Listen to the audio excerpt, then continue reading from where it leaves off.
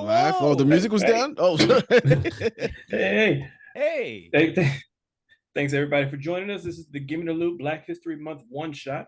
You know me. My name is Jazz. I play Fate on the Gimme the Loot podcast, and I am going to now take a second to start introducing our guest players and DM. First off, we have with us Sid Maxwell, friend of the show and actual play performer.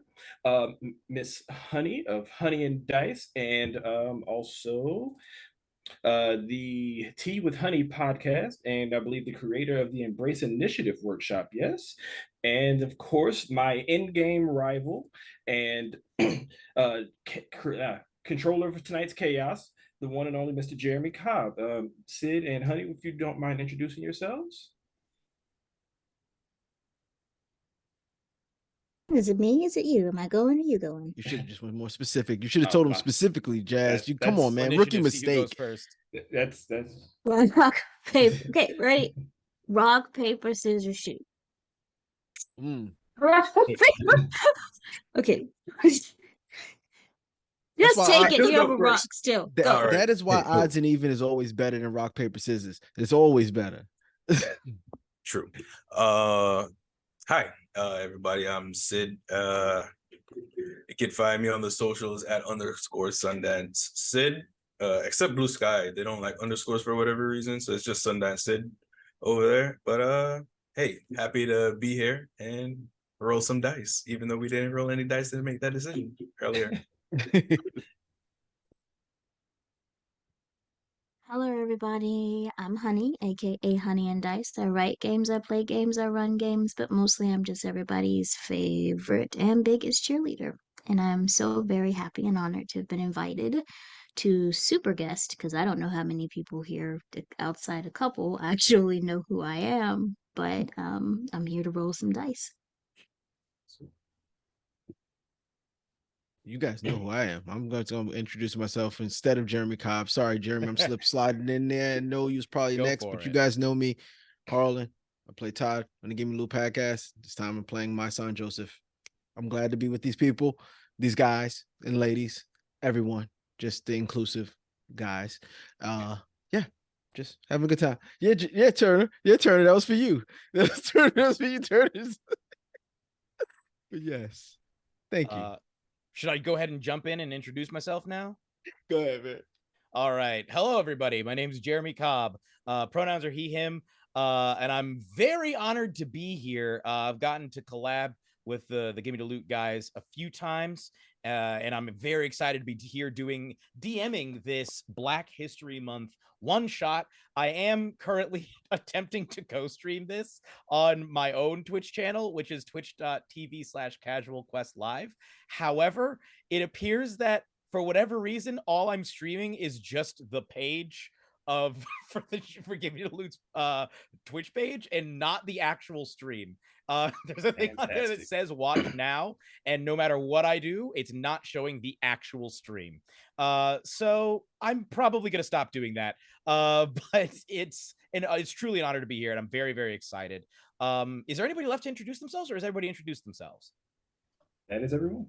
That's everybody. Well, then we might as well jump on in. What do y'all say? Get busy. Yeah. All right. So, our adventure is taking place in an alternate, some might say slightly better future, a brighter future, a more soulful future.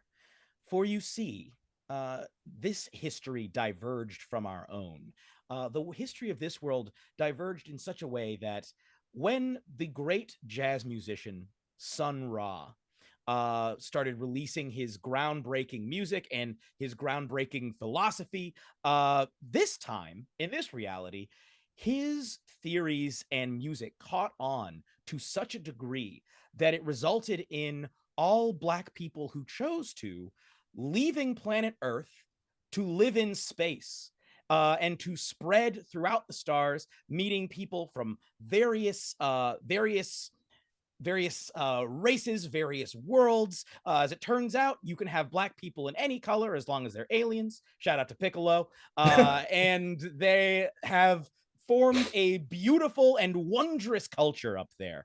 Our players today, each of you are in fact employees, members rather, of Sun Ra's Orchestra Collective, an intergalactic organization dedicated to keeping things soulful and funky in the cosmos. It is the year 3000, and you are, I'm going to say we will start as each of you are sort of in your general like group quarters. We'll say that you are part of like you have a specific, your adventuring party is a specific like unit of the Orchestra Collective. I'm imagining, in fact, I will let you all decide who wants to describe how you all would have decorated your quarters, because you are one of the perks of being a member of the Orchestra Collective is there is very little regulation in terms of how you present yourself. You are encouraged to express yourself in whatever way that you deem most soulful and funky, and so that goes from how you look and dress to also how you decorate your quarters. So who wants to describe what this room looks like? Anyone can jump on in. It's absolutely fine. Oh, I'm jumping on first. First of all, I don't have a door on my room. I've got beads. I've got beads on my curtains hanging up. There are posters of, I guess they would be the blaxploitation films of this universe. They're all over. Maybe a little black light affair going on in the room. And there's incense burning. You can definitely smell incense burning in my room. Beautiful. I love it. It sounds appropriately funky. Honey, wait, before we move on, Harlan, can you please describe what your character looks like? Oh, my character is I have it. He's a 7'1", 320-pound Goliath. Yeah, think of Shaq. He's built like that, bald head, dark brown skin. He's got black eyes. Yeah, just your number one soul brother, if you will. One of the many non-human black people that we've discovered in the last 1,000 years. I love it. My son Joseph. Honey, would you please describe what your quarters and in fact your character look like? So Bess does absolutely have a door, both for her own sanity's sake, and everyone knows when that door shuts between certain hours, you don't knock on that door unless somebody is dying or something is on fire, because that is her place of peace. It's a very clean, very well organized, almost military style kind of attention to detail. Lots of neutral colors, um, lots of blues, and just a place of peace, like walking into a meditation room, because that is where she goes when all her nerves have been gotten on. Is there incense in Bess, there? Is there incense burning? there are candles. There, and like this in the future, I'm sure air purifiers are a norm, but like air purifiers, candles, disinfectants, just a very clean space. Wonderful. Bess is about a good 5'5", 5'6", maybe. Sometimes in a fancy, when it's something fancy is going on, she's got those platform heels on, and it puts her higher, 5'9" ish. But normal, she's just about a 5'5". Dark brown skin, hazel, almost too hazel, close to gold colored eyes. Thick dark brown hair that's often worn either in twists pulled back or neatly pulled back in some type of bun, because she has some type of hat, perched on top of it. If it's wash day, you have to find her through the hair because that's how much she has. Those are one of those days that the door stays shut. But that is Bess. Beautiful. Jazz, will you please tell us what your quarters and what your character look like? Absolutely. So, Kaz Clay is a, uh, younger adult, like 23, 24-ish man that stands at a solid 6'3". He's probably like 222, we'll say 230. Um, Rocking the oh so trendy, even still, thousands of years into, this new future, the Killmonger hairdo with roasted chestnut brown skin and eyes that are as black and as bright as the night sky. Such a deep twinkle, regardless of the lighting. Like there's just always a little bit of like it's almost otherworldly level of spark to his eye that just kind of illuminates a little bit. And in his room, it's a bit of a weird hodgepodge because like the area immediately around like his bed is very clean, very manicured, very straightened up. And then kind of progressing around the room, there's a collection of drums, small drums, little hand drums, bongos, things of that nature. You can tell that he's very much into his music in his own natural rhythm. But then the rest of the open space of the room is just a giant mess of athletic equipment, weights, punching bags, barbells, and just the assortment of like towels and garments that he's worn while actively exercising or training in that corner of his room that just kind of smell up that corner. But he does a good job. He makes sure to stay up on his laundry to try and keep that as unfilthy as possible. But it gets a little hectic over there some days. But overall, Kaz is a very dapper, well kept. He keeps his suit very Jadena classic man clean. I like it. I like it. And finally, Sid, could you please describe your character's room and your character? All right, so Silas Stillwater is tall, about 6'2", brown eyes, lithe, not in too muscular, but looks like he was more built for running instead of lifting heavy things. He tan skin, shoulder length dreads, wears a lot of cool fall colors, oranges and browns. His room, it looks indiscriminate. So it's you walk in and it looks like a background of an old 70s cartoon when they're just panning. It's not definite, but that's just what it looks like. There's a waterbed. And when you walk in, you get the feeling that someone's plucking a bass. You don't hear it, but you can feel that you hear it. You feel the vibrations. Yeah. As soon as you walk through those doors, I think it's like the frame is a bit bigger, so it's like double doors, and you just open up and come in there, and you just hear that bass plucking. It's not playing anywhere or coming from, and he doesn't really acknowledge it. He just says it's a vibe, but you know that someone's in a corner in that background playing a bass.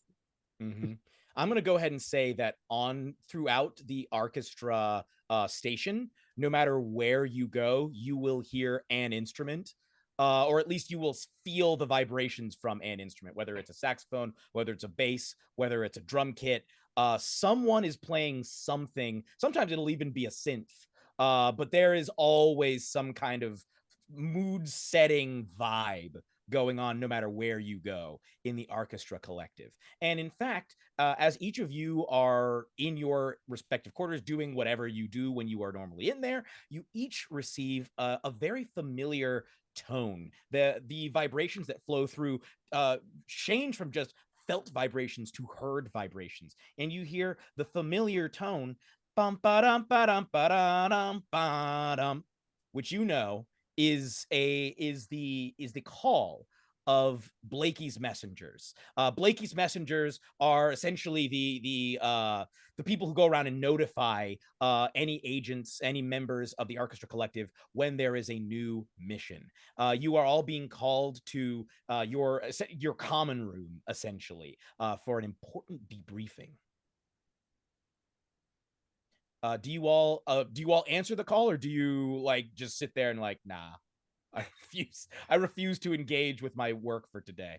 Are we sure we all heard it? Can I act like I didn't hear it and just wait till other people move in before I move in? Like lazily, I'm just chilling in my room, and I'll let someone else handle the responsibility of answering the call. I like that idea. Roll a perception check to try and see if you can hear whether anyone else comes out.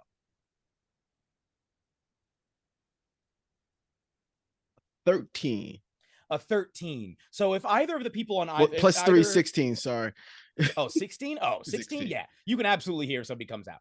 Like I'm gonna say that you incline your head a little bit. Well, you're already huge, so you just lean slightly towards the door, and you're already like 3 feet closer. And I'll say that you can hear if anyone enters the common room. You'll know. Does anyone actually answer the call, or do you all just sit in your rooms and hope someone else does it? No, Kaz is actually headed to go answer the call. Yes. Mm-hmm. It took a minute, but yeah, I'm also headed to go answer that call. Bess going? Yeah, Bess is headed, but she also goes through the common room towards where the kitchen area is. And just starts opening cabinets, turning on the equivalent of the stove and everything else, as she prepares, because whatever's about to happen, they're going to need food for the trip. And there are 3 very large teammates that she has, and she's just already just like, once I realized that someone else is going to do it, I come out and act like I was just about to do it, knowing I wasn't. I was just about to get that. Oh man, but now that you're here, you can get it. There's a silver orb floating in the center of the room that is flashing with bright white light. Just boof, boof, as you keep hearing.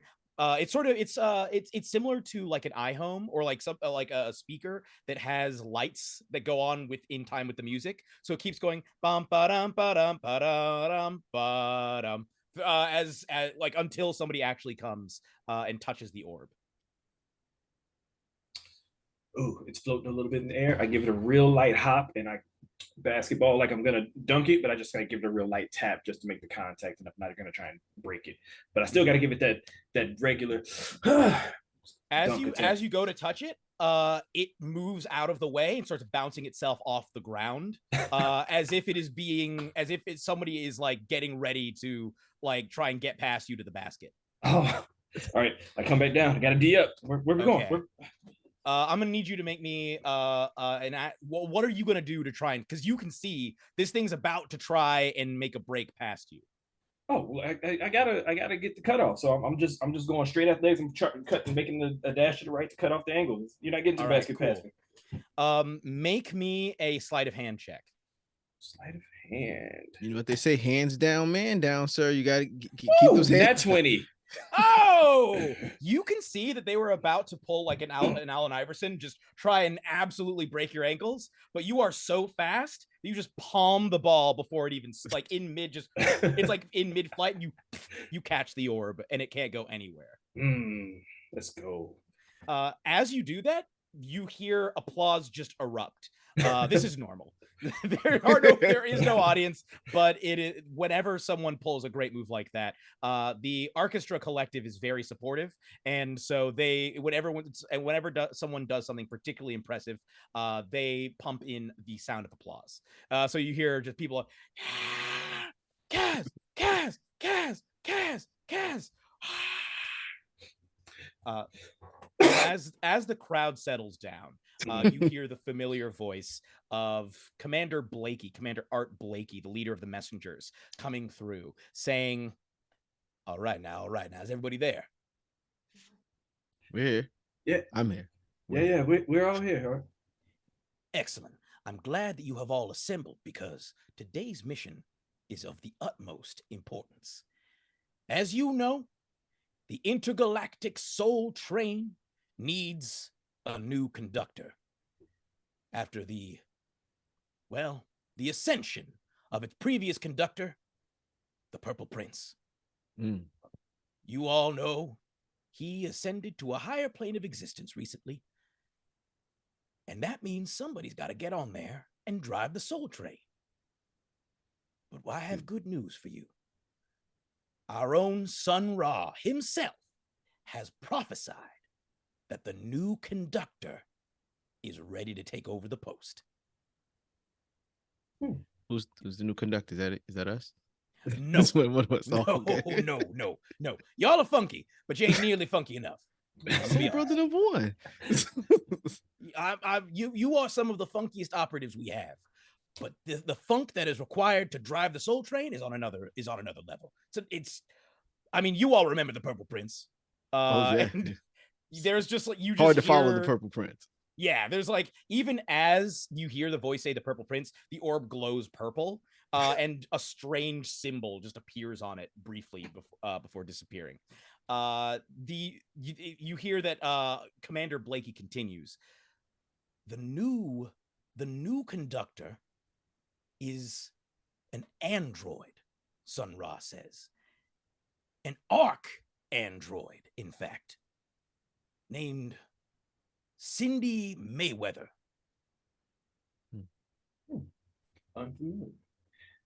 That doesn't seem very funky. It's not a funky name. Trust me. If Sun Ra says she's funky, she's funky. Okay. All right. It's just gotta be. And you know how funky she is? She's so funky, we don't even know where she is, and we know she's funky. Woo. That's funk on another level. Exactly. She hails from a planet called Metropolis. It's a deeply hostile and dangerous world, according to Sun Ra, and it is also very hidden. We don't know where it is, which is where y'all come in. Okay. See, now, we suspect that the ones who might know, the Ark, if in fact the information of Metropolis was ever held by our society, the information probably would have been held in Parliament. And you all can roll a history check to see what you remember about Parliament, about the intergalactic Parliament.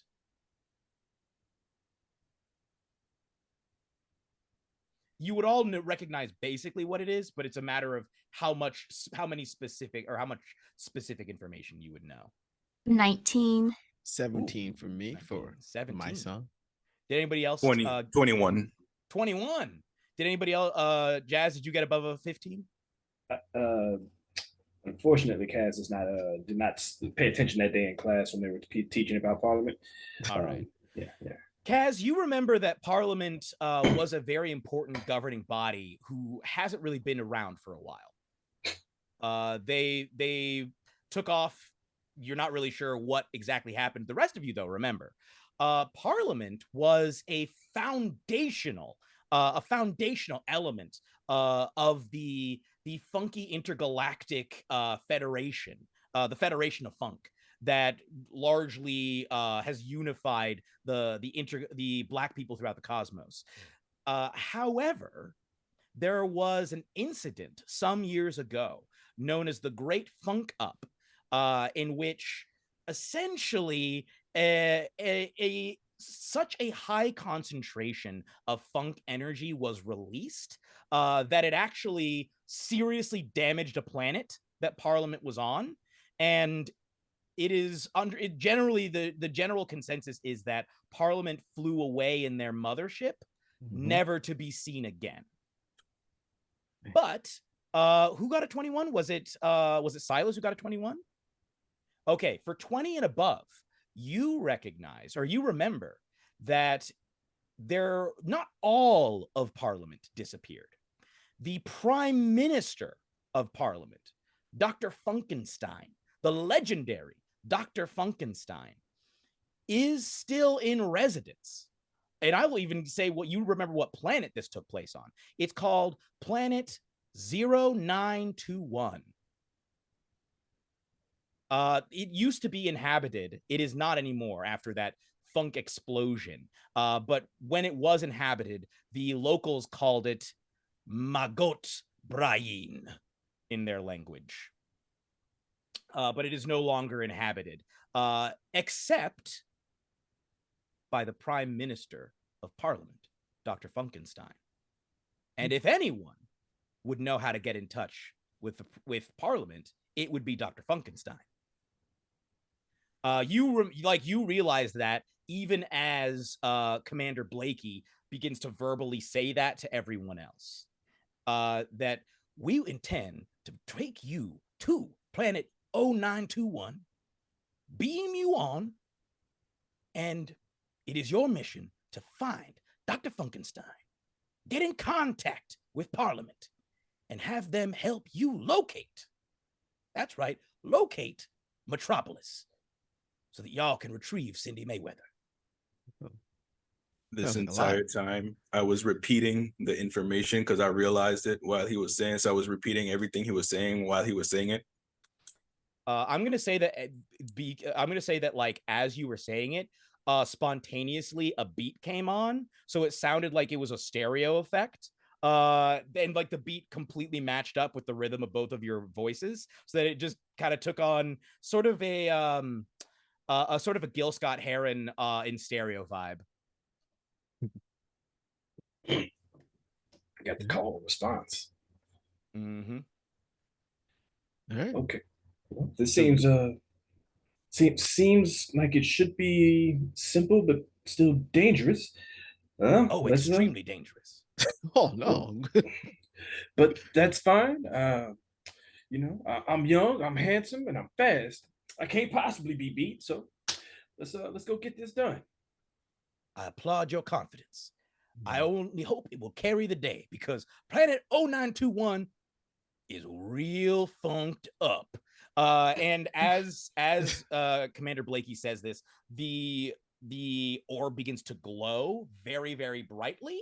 And you feel the familiar sensation of being dematerialized. You know that they are sending you now directly to planet 0921.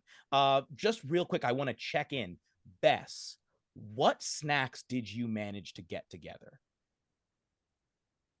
Well, she's in there and she's got to work quickly because she's trying to listen. She's trying to she has to cook like 24 biscuits a day when she's preparing for trips and stuff for all of these people. So she's got biscuits that she is putting in containers. She's got like a big vat that's been on since this morning of chicken and sausage, or the space equivalent of chicken and sausage, gumbo that she's putting into smaller containers that's like little thermoses that people can grab. In the She background, yeah. In the background, you hear, don't forget that mac and cheese. You hear the oven open. You hear the oven open. She takes out like a large tray, and then she's like, "Y'all want cobbler on this particular trip, or you want one of them pies out the fridge? Because I ain't got time to do anything else this morning. I have a feeling we're going to dematerialize very soon." "Yes, Commander. We hear you, Commander. Yes, we're going to go to the city. Y'all want cobbler or pie?" My vote's for cobbler. You just hear it. Oh, is it your famous sweet potato pie? Yes, if y'all didn't eat it all, I made some pie yesterday, but whether or not the pie is in the fridge today or not, I don't know. Sweet potato. I may have helped. Yeah, I think we might have to go with the. I think we might have to go with the cobbler though. I might have eaten that sweet potato pie in the middle of the night. I thought it was a new one. Oh. Yeah, as you are discussing this, you are all dematerialized. You find that both the cobbler and the pie have come with you. As you are standing on planet 0921. The surface of planet 0921 is made of very like loose earth. I think the only one who would really, because there was not really an opportunity to debrief you before sending you like fully on what the situation on this planet is. This funk explosion absolutely ravaged the planet, and there is like the earth that was once packed down has now been shaken loose and is being blown around by gale force winds. Like it's like a constant sandstorm. And not only that, but the funk energy, as it was leaving the atmosphere, actually ignited the atmosphere of the world. So the surface, like above the surface of the planet, it is constantly on fire. Like if you look up at the sky, all you see is flames. You do see though, on your I'm gonna say we're gonna call them soul pads. On your soul pads, sort of like your communication devices, you do see a set of coordinates that seem to be like indicating where they believe Dr. Funkenstein might be holed up.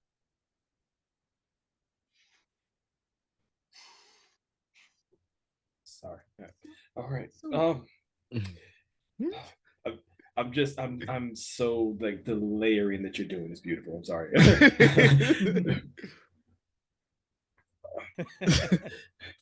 All right. Can we just go ahead and get God, it's hot. Let's just move out of this. Go this way.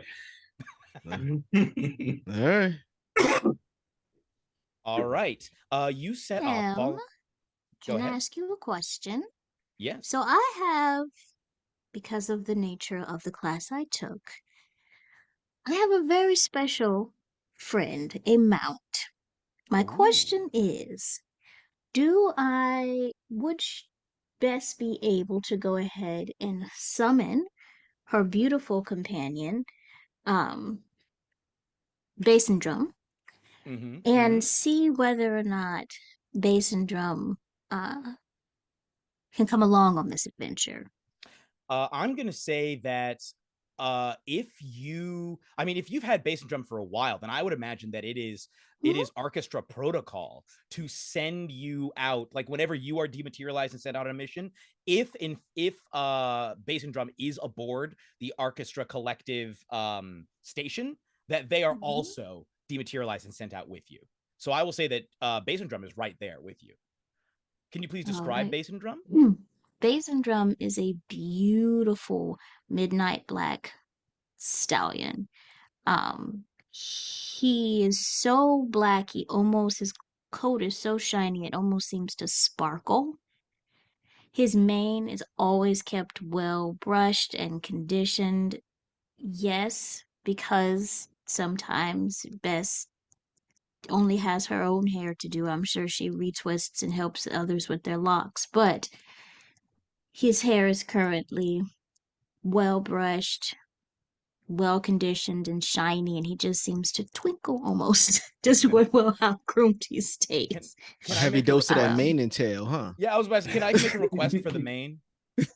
Can the mane be Jerry she's got curls? that special, like no. Just a wet Jerry curl. It can be curly. Now, yes, I am sure when he has in uniform, his mane has to be Jerry curled. That's just part of it. Standard issue. And Bess is not a fan. Bass and Drum is a huge fan. Okay. Bass and Drum shakes and steps with extra swagger as soon as that Jerry curl hits. But Bess can't stand the smell of the activator. So who constantly keeps it moist? Do you have activator that you have to spray quite regularly, or is it magical Jerry curl and it's just always moist? It's a space Jerry curl, so yeah. It's got nanobites that reach you the tiny spritzes. I love the future. I love the future. You know what? Everybody take inspiration. Just for the sheer idea of a horse with nano machines maintaining his Jerry curl.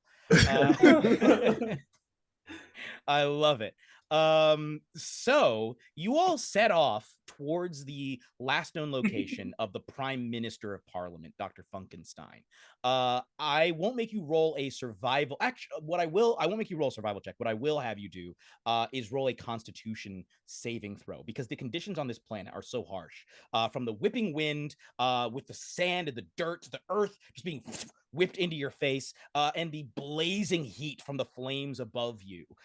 There's very little breathable air on this planet, so it is just in general a very unpleasant place to be. And I think within a minute of being here, you know this is not a place that you could stay for very long. Like, you got to get this part of the mission done lickety split. Why did they bring us to this hot place? Oh, my con save did not go well. It was a 10. Okay, a 10. Dirty 20. Dirty 20. All right. What did 14. Kaz and go ahead? 14. 14. Okay. And a 12. And a 12. For those of you who got below a 13, you gain a level of exhaustion just from like traveling across this place. I'm do that and roll 20. Flapping my vest. Essentially, all a level of exhaustion does, I believe, is give you disadvantage on all ability checks, but not saving throws. So you guys, it takes you, it's difficult to tell time here because I feel like you can't see anything above you. It's basically just whatever watches you may have or whatever timekeeping devices you have with you. But essentially, it feels like it's a couple of hours of walking. They got you. I mean, it's a big planet, and actually, I'm going to say they even have they have a topographical map. The surface of this planet strongly resembles almost like a humanoid head, just caught like frozen in mid scream. And you know that what is often looked at as like the mouth of the planet is actually a deep crater that was caused by the Funk explosion.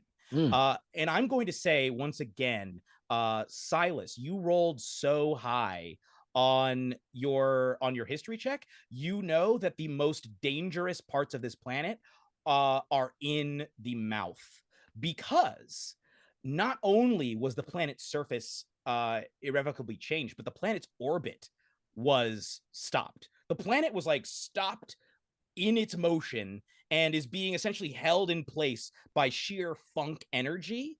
And this has caused a mutation for a lot of the wildlife on this planet. I think the most notorious of these are the earworms. There are earworms that dwell on this planet that are quite large and very dangerous. So that's what you would know, Silas. Oh, you're muted, by the way. Silas, you're muted. Oh, I just say earworms and just do a shudder.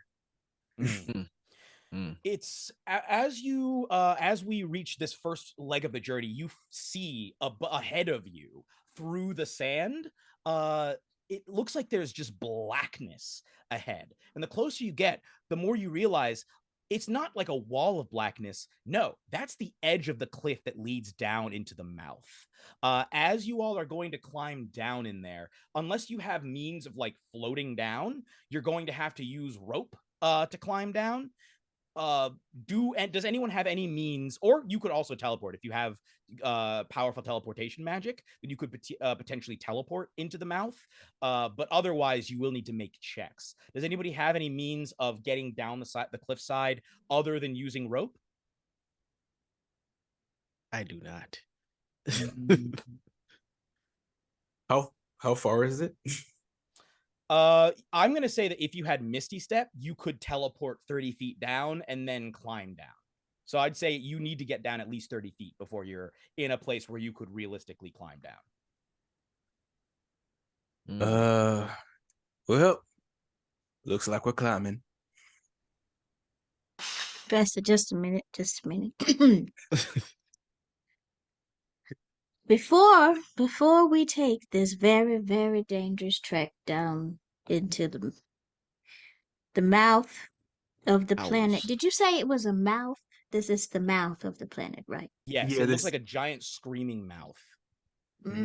Where we have no business actually being.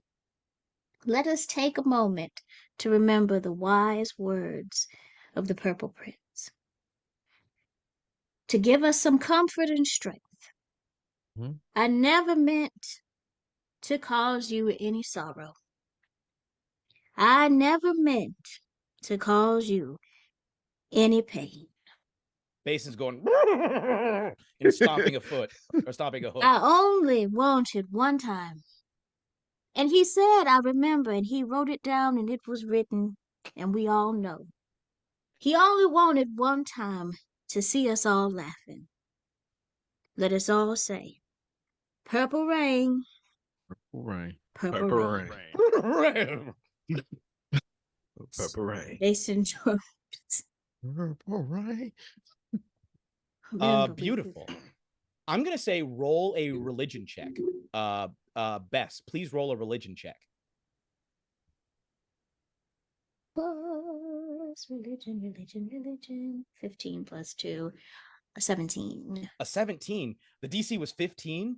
As you say that, the rest of you see on Bess's forehead a familiar purple symbol glows, and each of you receive guidance for your next you get 1d4 that you can add. You gain divine guidance from the Purple Prince, who sends down guidance to help you with your neck. You can add a d4 to your next ability check. It looks like I'm gonna be doing some checks to get down this thing because I ain't got no magic. I'm gonna need that.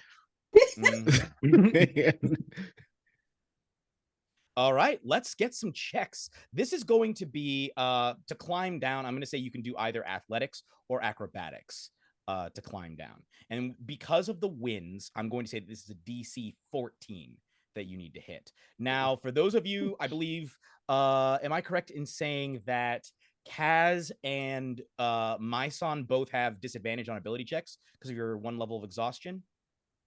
Yes. Okay. Yes, you said that. Yep. Yes. So go ahead. We're going to go in order. Who's going to be first down the rope? The 7'2" guy will be. Beautiful.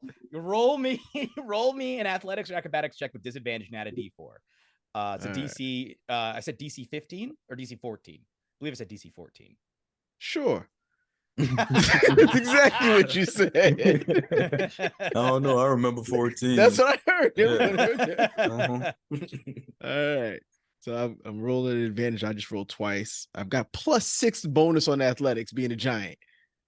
Mm-hmm. The first one was a 9. Okay. It's not good. It's not good. And the second one was a nat 20. Oh, but with disadvantage.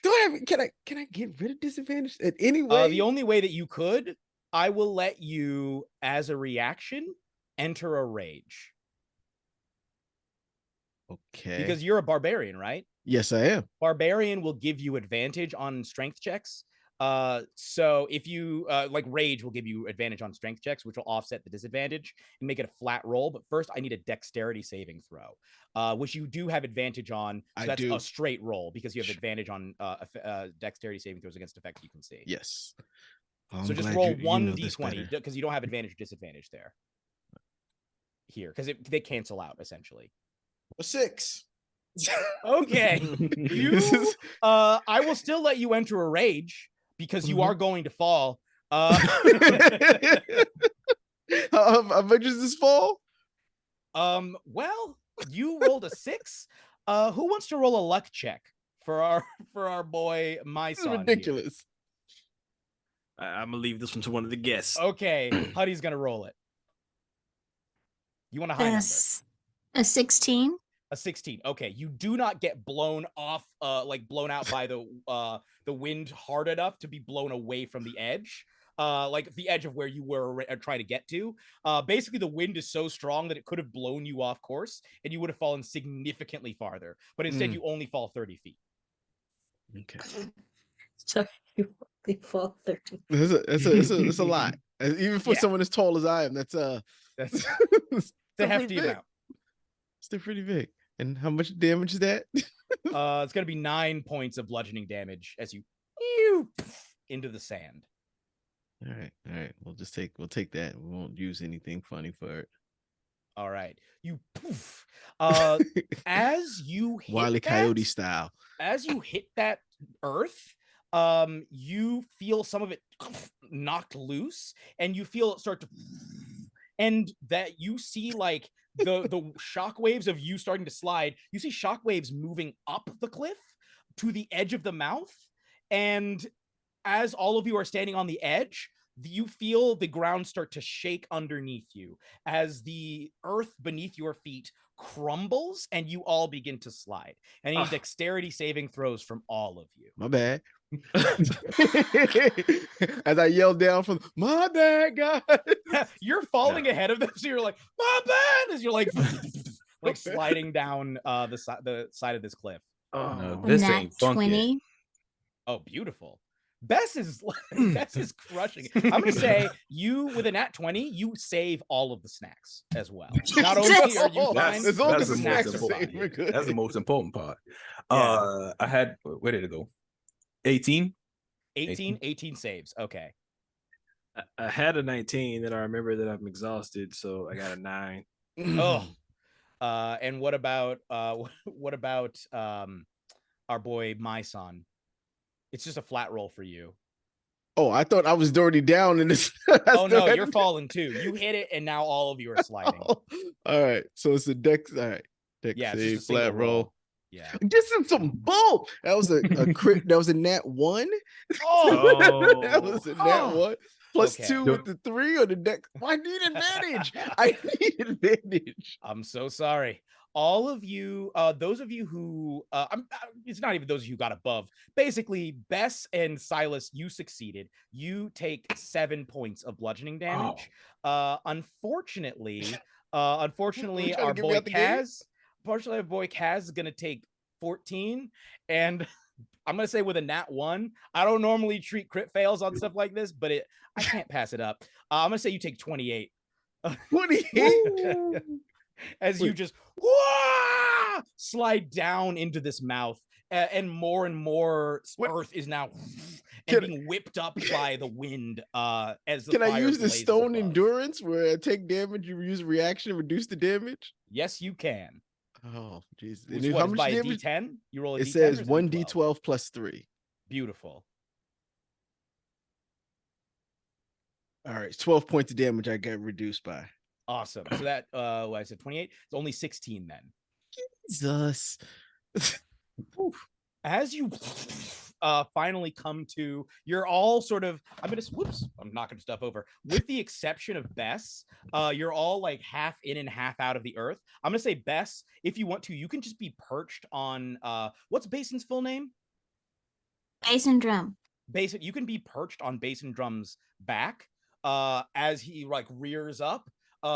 Jerry curls blowing in the wind, and you just holding a bounty of snacks on his back. While everyone else is kind of sticking half in and half out of the sand. And as you come to, there's a pause where it feels like even the wind calms down, and you hear a voice saying, "Do you remember?" And the sand beneath your feet starts to shift as you see long insectoid legs start to emerge from the sand. And I need everyone to roll initiative. Someone heal me. And you know what? This might be a good opportunity to throw it to a break. Should we throw it to a break now? What do we think? Is this a good break time? Yeah. Let's throw it to a break. We'll be back in, I don't know how many minutes. How many minutes will it be? Is it 5 or 10? What do we say? 5? Quick 5? 5 is good. Quick 5. Let's take quick 5. We'll be back in 5 minutes, everybody. Bye. Okay, all right. I need to get these rolls out. All right, bad roll.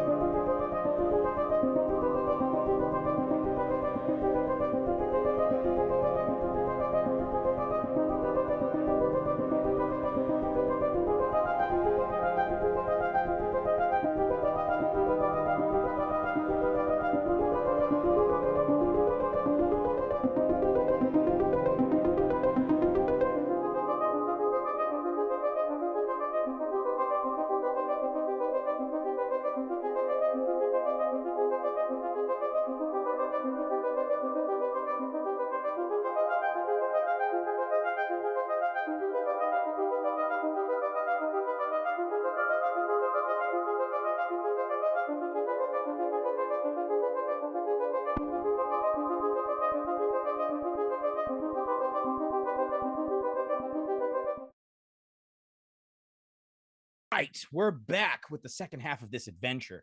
When we last left off, you had fallen down the cliff into the mouth of planet 0921, also known as Magot Brain, and a number of what you now know are earworms had begun to emerge. And unfortunately for you, with a natural 20, the earworms are going to go first.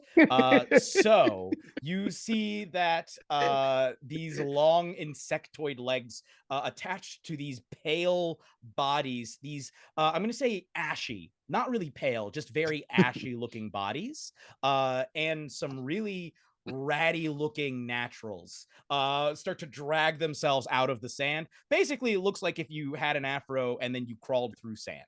And just did nothing to it. Just crawled through a bunch of sand. And on top of their heads, as they come out saying, "Do you remember?" And one of them is going to launch itself, seeing that our man Myson is probably the most wounded. It's going to go for you first. It's going to launch forward with its long, spindly, hooked legs and make a couple of attacks against you. You are currently prone, which means it has advantage on these attacks. It is going to attack once, and does a dirty 20 does hit you, right? Yes, it does. Okay. A dirty 20 hits you. It jumps forward with one of its claws, and you get stabbed for 3 points of slashing damage. It's going to attack again. Does an 18 hits you, I assume? Yes, it does. Yes, it does. You take another 5 points of slashing damage. Slashes through, and then it reaches its mouth towards your ear and tries to clamp down on your ear. Let's not get out my ear. And that is going to be a 19 to hit, or an 18 to hit. Sorry. Oh, for the ear thing? Yeah, for the ear thing. Yeah, that hits too. Okay. It clamps down on your sinking teeth into the side of your head, and you take 14 more points of piercing damage. All right, I can't take that much damage. I have to use my stone endurance again. You have multiple uses. Yes. Go for it. Reduce that damage. It just reduces that one. Okay, come on, big roll. Yeah, it'll reduce that one. That 8. Instance. 8. Okay. So instead of 14, you take 6. Jesus Christ. So it sinks its teeth onto the side of your head, and you again hear, "Say, do you remember?" into your ear, as this thing is like, you can feel like little tendrils trying to come out of its mouth and go into your ear as it clamps on. That's the end of its turn. But another one is going to look at the rest of you and is going, it's going to go, "Ha! Ha! Ha!" And then blast out a wave of pure sonic force at the rest of you. And I need each of you, the other 3 of you, to make me a wisdom saving throw. The DC feature 14. or a spell? This is not a spell. This is just an ability. You said wisdom save, right? Yeah, wisdom save. DC 14. So just the other 3 of you would need to do this. Not looking good for us, Jazz. It is not. Nope, that's not gonna. What do I add? What do I add? Okay, it's just a flat 16. I got a 21. Saves. 21. 21 saves. Did anybody get below a 14? Jazz did. Pass. Kaz, you take 9 points of psychic damage, and you are incapacitated until the end of your next turn. Those of you who succeeded on the save, you take 4 points of damage and are not incapacitated. But it sort of lets out a and throws itself at you, and that's the end of its turn. That's going to be Silas. Silas, it's your turn. You're currently prone. There are 2 of these things that have popped out and are attacking. You can see that there are another 2 that are starting to emerge near you as well. All right, so I get up, dust myself off, shake off my little vest, and I said, "All right, well, now it's time to get funky. Clap your hands, and then I'm gonna start my blade song." Oh yeah. And then I pull out I'm just doing a little 2-step right now, and I pull out the bow for the stand-up base, and that's gonna be my rapier. And now Yes. and then I'll cast firebolt at little hairy things. All right, go for it. Make an attack roll. Which one are you? Are you doing the one that just blasted you all, or the one that's currently attacking poor Myson? The one attacking my son, but I got an 8. So An 8 ain't gonna do it, unfortunately. Yeah. Yeah. That was your action, or your half your movement, your bonus action, and your action, right? Yeah. How far away are they? It's close. The one that blasted you guys is close enough that it'll be on you next time, but you're only like 15 feet away from my son, so it's not that far. All right, so I'm gonna get up on the one that blasted us before. I shouldn't do that, but I'm gonna do it anyway. Okay, run up on it, run up in its face. Yeah. Okay, I'm cool with that. So you run up. It was like it was trying to launch itself towards all of you. Now it's kind of like and you're just facing off with it. Wonderful. The other two are going to crawl out. One of them is going to launch itself towards one of them is going to launch itself towards Kaz, who is still prone. Does a 21 hit you, Kaz? It does. Okay, Kaz, you take 6 points of slashing damage. And it crits with its second attack, which means you take another 7 points of slashing damage. And Kaz, with its third attack, academic. Does a 15 hit you? It doesn't. Hey, it tries to latch onto your ear and can't. I don't know if your hair gets in the way, if your armor gets in the way, or you twist out of the way, but it does not manage to latch onto your ear. All right. Well, nevertheless, that last hit leaves me a little rocked, and I slump over as I am at least unconscious. Okay. So you were incapacitated and now you are unconscious? Yes. Brutal. The other one is going for Bess. It's going to make an attack roll with does a 19 hit you, Bess? Wait. Yeah, I was trying to figure out what the world has just happened. Yeah, somebody came to play. It wasn't me. Wasn't me. Yeah, I have an 18, so it just hits me. It hits you for 3. It slashes you for 3. Mm-hmm. It's also going to it does not have advantage on these attacks though, because you are currently standing. You rolled a nat 20. A 17 does not hit you, so it misses you with its second attack, with its second claw attack, and it's going to try and bite you. It does crit, unfortunately. Do you have anything that can mitigate a crit? I do. I was trying to turn on my blaze on. I got silvery barbs reaction. Do you want to silvery barbs that? Because that's going to be big. Yeah, that's silvery barbs that. Okay, that put it down to a 13. Not the snacks. It was going for the cobbler, bro. It was going for the cobbler. Nah, can't let you get the cobbler. I'm sorry. Can't let you get the cobbler. I imagine that as soon as you started your bass, started your blade song, I'm gonna call it bass song. You all hear, and like boom, some boom. Piano comes in, bum bum bum.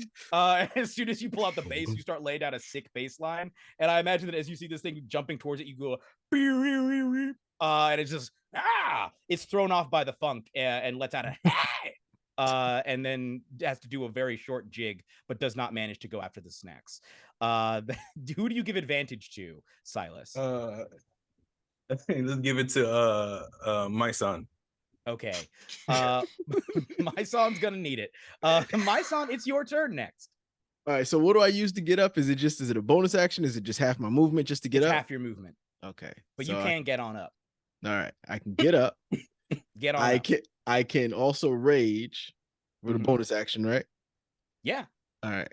And this thing's attached to my head? Yes, it's currently like hanging off of your head, trying to like get little wormy tendrils in through your ear. So hitting it with a hammer is probably going to smash me. No, because it's big enough. It's large enough that there's a lot of body to hit it. Okay. So and you do have advantage if you want to use it. Yes. I'm trying to figure out what I need to do. Okay. So just attack. I've raged. You gain advantage on strength checks and saving throws. Melee damage or strength weapons. Yada yada yada yada yada. Okay. I'm going to roll to attack. All right. With my warhammer. All right. And I'll expedite it and tell you that their AC is only 14. All right, so the 19 was the first roll, but I'm gonna roll it again just with the advantage. Just to see if you crit. Yep. God. I'm assuming two-handed because I don't think you have a shield, do you? I don't have a shield, no. Yeah, I'm gonna say two-handed, so it's a D10 when you hit. Oh, okay, because what's name did not let me. All right, so we're gonna roll a D10. I don't know how to do that in this one. See, you just change stuff up now. It's just for the damage, D10. That's at the bottom left. Okay, there it goes. I got a D10 plus 3. There we go. There we go. It was 8 points of damage. Okay, plus you're raging, so that goes up to 10 because you get a +2 to all melee weapon, strength-based weapon damage when raging. So you smash into that one for 10 points of damage. It like lets out a as you do that. It's pretty soft-bodied. You have another attack if you want. Yes, I do. I was making sure of seeing if it was dead. It's not dead. No, it is not dead, but that did hurt it a lot. Do my extra attack. And I'll roll. This is a crit. Oh, wow. There we go. That's going to be 2d10. Yeah, and then what is this thing that says when I crit, something happens? When you score a critical hit that deals bludgeoning damage to the creature, rolls against the creature are made with advantage until the start of the next turn. Oh. I don't think it's getting a next turn, hopefully. Yeah, let's hope. So, all right. Bludgeoning. Shit.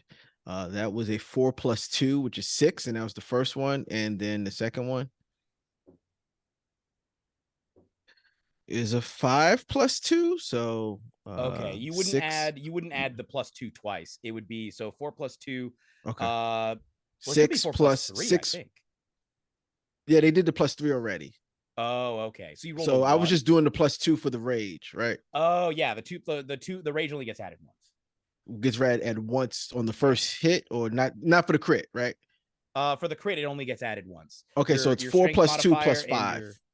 Okay, so 4 plus it's 2 11. plus 5? 11. Okay, cool. With 11 points of damage, you smash into this thing, and it lets out sort of a screaming guitar noise, like, and what sounds like a flurry of strings. As it like splits open and collapses, all of the little earworm tendrils detaching from the side of your head as it falls to the ground, twitching. There are still 3 of them up, but that is, I take it, the end of your turn. That is the end of my turn. Okay, Bess, it's all you. What you gonna do? Good God. Okay, so how many total things are so we had earworms and we had bad hair days. So how many total opponents are there? Or are they just currently random? 3. Okay. There were 4. One try. But my son just put paid to one of them. And who is down? Currently, Kaz is down. Yeah, I thought so. This is God. Yeah, the snacks. He talked a lot of mess too when he got off the ship. He's too fast. Yeah, he was quick. He was going to do all this stuff. Pretty sure a lot of this was your fault. It wasn't fast enough. Partially. I said my bad. I was falling.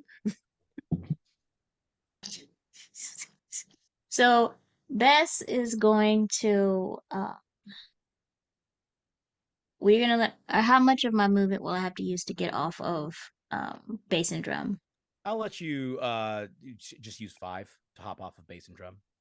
Okay, so Bess is gonna hop down off of bass and drum. If I try to get to Cass, do they get opportunity attacks? Like, is there a clear path, or One has attacked you, so that one would get an opportunity attack. Okay, so I have to deal with that first. She's gonna pull this very elegant long sword off of her back, and it's futuristic, so it has a faint glow to it, but it's a golden sword. And on the hilt is a faint symbol that's been scratched there, her divine symbol. And she just takes a deep breath, and smoothly steps into her 2 attacks on this particular creature. Oh my goodness. The first one. That's the 12. They have an AC of 14, so if you can. Okay, so 12 plus 2. Yeah, so you hit. Yeah, 14. That's the first one. And let me just roll the second one. The second one is a miss. But the first attack is going to get 1d. It's going to get 5 points of damage. Okay. I think. Yeah, it's you stab into it. It already looks slightly deflated. And so Bess is like, y'all hold on, don't nobody die. Don't nobody die. I swear to God, if you die, I'm not making cobbler or pie for a week.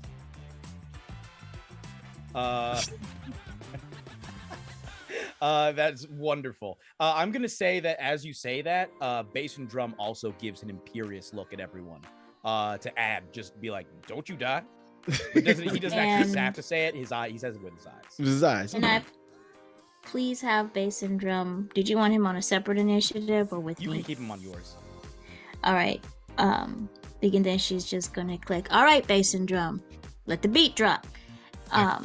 And is going to do a melee attack with his hooves. Beautiful. And that's a +6, so is it 18 + 6? Yeah, that 100% hits, yeah. So it's 2d6 + 4 damage. Oh my goodness. I'm gonna say that instead of clip-clopping, he sounds like the Amen break. When he runs. Oh, okay. Oh, Jesus, math. 4 + 5, that's 9. 9 + 4, 13. 13. Yes. Okay. 13 points of damage. Bass and Drum jumps in and straight up stomps this guy out. Like he just he lets the beat drop. And I'm gonna say it's a full 4 to the floor situation where and there's nothing left. In between each stomp, you have Bess in. There you go. There you go. There you go. There you go. Is Silas over there like this whole section? So at the bottom of the round, at 0 in initiative, let's see, who has the highest passive perception? I'm just looking through your character sheets. Okay, Silas on at initiative 0, you see in the distance, coming through the all the earth that's being blown around, you see a series of like bright colors. Like it looks like orange, red, pink, purple, like a range of different colors, like a smudge, as if something's approaching through the earth and the wind towards you. Something very colorful. Seems like we have something coming our way, and I'll point to it. Unsure of what it is as it approaches. At the top of the round, the one that used the mind blast is going to see if it gets no, it does not get its earworm blast back. So instead it's just gonna go, do you remember, and jump and try and avenge its fellow and attack. It's gonna attack my son, not with advantage this time. You leave my son alone. Yeah, it attacks. It hits you once, misses the second time. The first time you take 6 points of damage, halved to 3 because you are raging. And then it's going to go for the ear. It only got a 14, which means I believe it misses. It misses. Yeah, it just misses you. So it goes for it, but can't quite get at your ear. You're just too tall, man. You're just too tall. So that's the end of its turn. Silas, it is your turn. That person is still approaching. Or thing. You're not actually sure. It may not even be a person, but that shape is still approaching. Well, gotta deal with what's in front of us, right?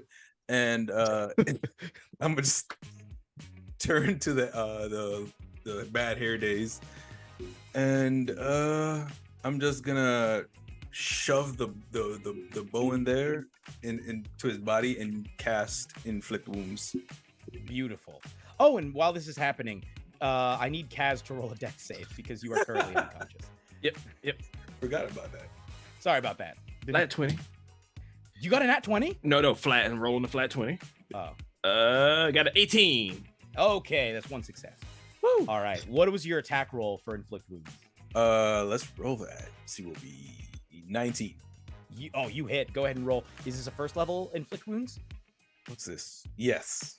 Okay, Yes. that's 3d10. Necrotic damage. That is what, 7? No, 11. Wow. All right. 11. You stick your bow into this thing, and you can watch as it's a different kind of funk. I'm going to call this the funk of 40,000 years. Begins to rot this thing from the inside. As if it's rotting inside a corpse's shell. And it starts to wither, but it is not fully dead. The earworm is still up, but it is severely hurt. Do you have any bonus action? I was gonna say I just continue my my little 2-step, put a little twirl in there. So all right now. All right. And I agree with you, Win 666. This is turning into an outright thriller. So that brings us to the earworm that you just hit, actually, which is going to see if it has its. It does not have its earworm blast, so it's just going to go in for slashing. That's a natural 20. You can silvery barbs it if you want to. Yeah, I think I'm gonna do that. Okay, that takes it down to a dirty 20. All right, it ain't that's a crit though. Yep, that ain't a crit. That takes it down only 3 damage. All right, 3 damage. Your AC gets boosted also when you're in your blade. Yeah, right? yeah, but I can't do nothing about a natural 20. Okay. Well, I just know that because it got a 13 on its second attack, so it's not going to hit you. Oh no, the 13 misses. I do on a its third spin. attack, it gets a 14, so it will Miss it. Yeah, I do a spin and go down into the splits, so they just go over my head. So, woo. As you drop down, it looks down and he goes, "Hey!" That is the end of its turn. It seems very upset at what you just did. My son, it is your turn. I have one that attacked me, don't I? It's close. Yes, you do. All right, so we're just gonna go and we're gonna attack that. I'm still raging, right? So let's do that. Come on, good roll. Dirty 20. Dirty 20 absolutely hits. Yeah. All right. So then roll this. Come on. 7 plus 2 is the 9. Yeah, 9 points of damage. You smash into it for 9 points of damage. Keep going. So I have the ability to knock it back 5 feet, but that doesn't really matter, right? In this context, no, because you're pretty much on like a relatively even slope, so it's not that serious. So with the extra attack, we're going for it again. Come on. All right. Dirty 24. Well, 24. Yeah. All right. All right. There we go. More damage. Come on, bigger roll. 6. I get and plus the 2 and for raging still, so 8. 8. Beautiful. This one is nearly completely finished. Not nearly completely. It is almost nearly completely, but it is not quite nearly completely. Man, if we only had a fighter that could help. If only. Bess, what would you like to do? Oh my goodness. Is there anything now pathway? Yeah. No. Nope. Because Basin Drum took care of the roach thing. So, that's how we train Basin Drum with the space roaches. So, layout wise, who is closest to me? She's really trying to get to Cass. You can absolutely get to Kaz. You all kind of fell in a group. So the furthest away was my son, just because he had gone down first. But you can easily get to Kaz. All right, I'm going to go to Cass, and I'm going to take a slice of pie out and just wave it over Cass's head as I just wave it as she gently just touches his forehead, and I'm going to do lay on hands. Ooh, okay. And I'm going to give... Jeez, at this rate, I don't know. Let's do a good 7 points, hit points. Okay. Kaz, I don't know what kind of reverie you were just in. You can describe very briefly like what Kaz you were seeing before the smell of pie penetrates that fantasy and pulls you back into the land of the living. So Kaz was just imagining himself peacefully back at home, not having to be his typical loud braggadocious self, because like honestly he's a really good guy and he's actually really humble, but the world isn't all that nice to humble people, so he doesn't like to let everybody know that. So he was really just relaxing in his easy chair, enjoying himself drumming to his own beat, literally. And then all of a sudden the smell of that pie, and then in that mind space he's in, he looks around, he's trying to locate the smell of the pie. He's like, where is... And as he's smelling the pie, there's also the wind and the dust storm kicking by, and he's like, oh, this is so much more fun here before I have to go back and do all that earth, wind, and fire. And and you're back. You see that most of the earworms have been slain. There's only one up, and it is barely up, fighting my son. And you also see a slice of pie directly above you being held. And Bess is like, hey, sweetheart, you're back with us? Your contract says you can't die for at least, 7 years. So come on now, sweetheart. You just... Do I get to take a bite of pie as a free action? Yes. Yeah, absolutely. You just can't come back from the dead and eat some pie. That pie is waiting for us. It was a reflexive reaction. There you go. Pie's for winners. You don't get no pie yet. If I knew you just had to take a little nap during battle, get a piece of pie, I already been there. Do you know how close that was to napping? I'm gonna say the pie is so delicious you gain 1 additional hit point. Woo! As a result. See, now that's some good pie. That's high quality sweet potato pie right there. Marshmallows on that? Marshmallows. If one of y'all, if now one of y'all fake fainting in this fight to get some pie. No more pie, I see. You see Basin Drum just menacingly clopping. I open my eyes. Because you're surely fake fainted. It's your turn, Kaz. What do you want to do? There's one up. Okay. I'm gonna jump to my feet and sprint over and put the paws on him, as somebody I know likes to say. So run them thing. Hey, quick question. Does putting them paws up count as 2-weapon fighting? I'm sure. No, you know what? I'm gonna say your hands are registered as lethal weapons. Okay. For our purpose. Thunder. A little bit of thunder. Yeah. So got a 24 on the first roll. Am I still subject to my exhaustion? I think I am. Exhaustion's not hitting you with your attack rolls. yet. Yeah, just That's saves. only, So 24 on the first attack. And then go ahead and roll damage because this thing is very low on hit points. Oh, okay. You know what? You can roll again just to see. just to see. Well, okay. I had clicked my second attack, or as you said, roll damage, and my second attack came up as a crit. So I'm gonna just go ahead and roll damage for both of those. Yeah, just go ahead and roll damage. So, yeah. So, first attack was 5 points of damage, and then for my crit, I will roll twice. Go back here. 7 and 8, 15. So 20 points of damage total. Woo. Start off with a left jab and then that right hook just right through his melon. Woo! Yeah, you absolutely obliterate this thing. You just hear as it like a fist as your fist is like screaming towards its face, it lets out a "never was a cloudy" and is wiped from the face of this planet. That is you have utterly decimated the final earworm, and at that, as you all stand there, seeing Kaz having risen from the dead.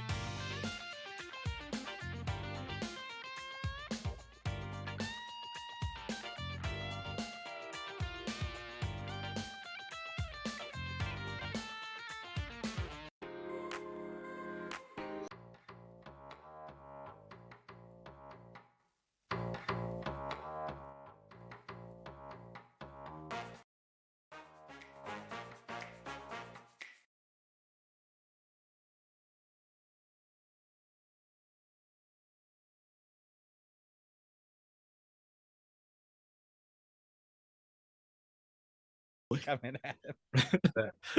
that two-step adds. You guys hear us? You can hear us? Oh, now they're saying no video or okay. Nope, no, they said we're back. Okay, there we go. All right. Yep. Awesome.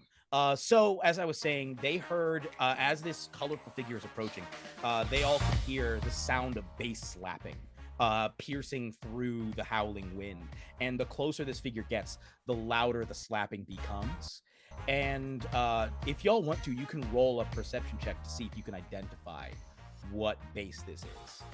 It's an extra step in the two-step now, as it's getting as they're getting closer.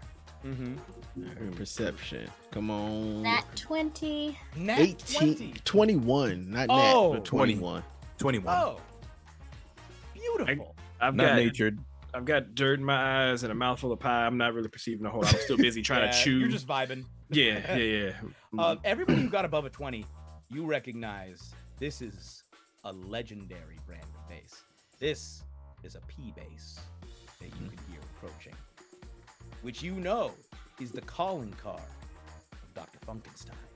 Oh. And emerging through the howling wind and earth, you see this figure, this larger than life figure with long tubes of hair, purple, orange, green, red, pink, shooting off in every given direction, like leaving a trail through, like they're so long that they're leaving a trail in the sand, as if somebody's like drawing a brush across the surface of the planet. This figure is clothed in a large, what looks like some sort of large purple like robes, and you see that they have a very bushy grayish beard and a pair of goggles. They stand probably about 8 feet tall and are probably like 6 or 7 feet wide. Just a huge figure who looks down at each of you. You're guessing probably like a Fearbolg, but a Fearbolg who is functified. And you hear a voice come out as the P bass is reaching a fever pitch. You hear, "Now who done come here to disturb Dr. Funkenstein?" Oh, sultry voice, Mr. Funkenstein. I'm gonna tend to my. Y'all go ahead. Yeah, you vibe that out, brother. You vibe that out. I'm sitting in the back casting cure wounds on myself. Yeah, I'm up to 4. Yeah, up to 4 now. Bess could be helping people, really. She could be healing, but there's life lessons that people need to learn sometimes. So Bess just looks at Dr. Are you the good Dr. Funkenstein? The good doctor, the bad doctor, the only Dr. Funkenstein. That's me, baby. We bought you some cobbler, but unfortunately we also bought you some questions. So which do you want first? Cobbler first, always. All like right. this Well, man. He says, wait just a second. He said, I brought my lab with me. And he reaches, you see, like, you haven't seen his hands, but you see like the arms of his robes like reach in and pull out a huge, like it looks like I'm just gonna say that as they reach in and sort of pull back out, sort of rising up around him and then spreading out, it is like a bubble. It looks like he's pulling a large bubble out of his clothes that grows to envelop all of you. And as you look down, you realize you are standing on like a metal surface. He has brought some kind of like little bubble dome with him, and inside of it you can see all sorts of, like, it looks like mixing machines for like first a recording studio, but you know that this is his chapel of funk, his workshop, his laboratory, where he creates only the funkiest of cuts and prepares all of, you know, that back when he was still with Parliament, this was where he created all of those funky cuts, and he has allowed you into his inner sanctum, his portable inner sanctum. He snaps, and a series of mechanized, not even mechanized, just sort of floating beanbags float over to each of you for you to sit in, including one for bass and drum. A beanbag? So if it's can fit a horse, it can definitely fit a large 7 foot. Okay, it's a solid beanbag. And even Yeah. Beanbags usually tough for me trying to get up on my knees, but I think it's good. Yeah, no, this one, they're floating as well. Oh, so it's like perfect. You're just sort of lying back. You're not So even you get the best of both worlds. You get the height, but you get the comfort. Oh man, this guy's thought of it all. The Dr. Funkin has thought of it all. That's right, baby. You know I know how to lay it down. I lay it down right. Now about that cobbler. Bess. Yeah. Bess just make sure to take out the cobbler and then say, y'all can come get you some cobbler too. You can come get you some cobbler too. And I'm going to each one, because I think everybody took damage. Everybody's going to get 2 hit points back with lay on hands in her pool as she gives over the cobbler, touches and says, now we're going to brief when we get back, you know. Typically causing an earthquake after you fall when your when your very large presence makes contact with earth, there are consequences. You know what? I'm not going to do this in front of the good doctor. We'll talk about this when we get back. My bad. I don't want to sit through that. Yeah. Everybody did a good job. Eat that cobbler. We did not embarrass ourselves in any way, shape, or form. Look, I ain't a llama, so I don't want no drama. You know what I'm saying? Yes. All right. Wait, just 1 minute. So we just get the cobbler, but Cass gets cobbler and the pie. Did you die? Almost. I don't think you did. I think I was closer to almost. I felt it. That scream is just still. You know what? I ain't got time for this. He walks over to a synth and starts just laying down some synth chords. And as he does this, each of you gain the benefits of a short rest. So go ahead and roll. He starts, as he's playing all of these, he's just playing all of these chords, and he starts monologuing. He's like, Mother Earth is pregnant for the 3rd time. Y'all have knocked her up. It just like launches into this weird monologue. And he just plays like a beautiful soulful solo. As he like stops playing the Sids, he plays a beautiful soulful guitar solo. And then finally, when he's done, you have all gained the benefits of a long rest. Okay. Or sorry, not a long rest, a short rest. Short rest. Okay. All right, I'm rolling. I forgot what do I roll for that. Essentially, you would have hit dice. In your case, a D10. You have 5 hit dice. You can roll as many of those as you want, and for each one you roll, you regain that many hit points plus your Constitution modifier. So in your case, you get a +1 to every roll because your Constitution modifier is +1. So you could roll like 3 D10s, and you regain rolling 3D10 plus 3. My dice. Hit my hit dice. Yeah. What did that give me? 8. And then I roll another one, I guess. And that puts me almost back to max. Okay. Yeah. So, yeah. This bees soothing. Yeah. That's I seek to soothe. That's funk right there. And I just lean back 28 in a points. beanbag chair and just scroll across the screen, spinning slowly, just out of frame. There is a strange smoke emitting from him.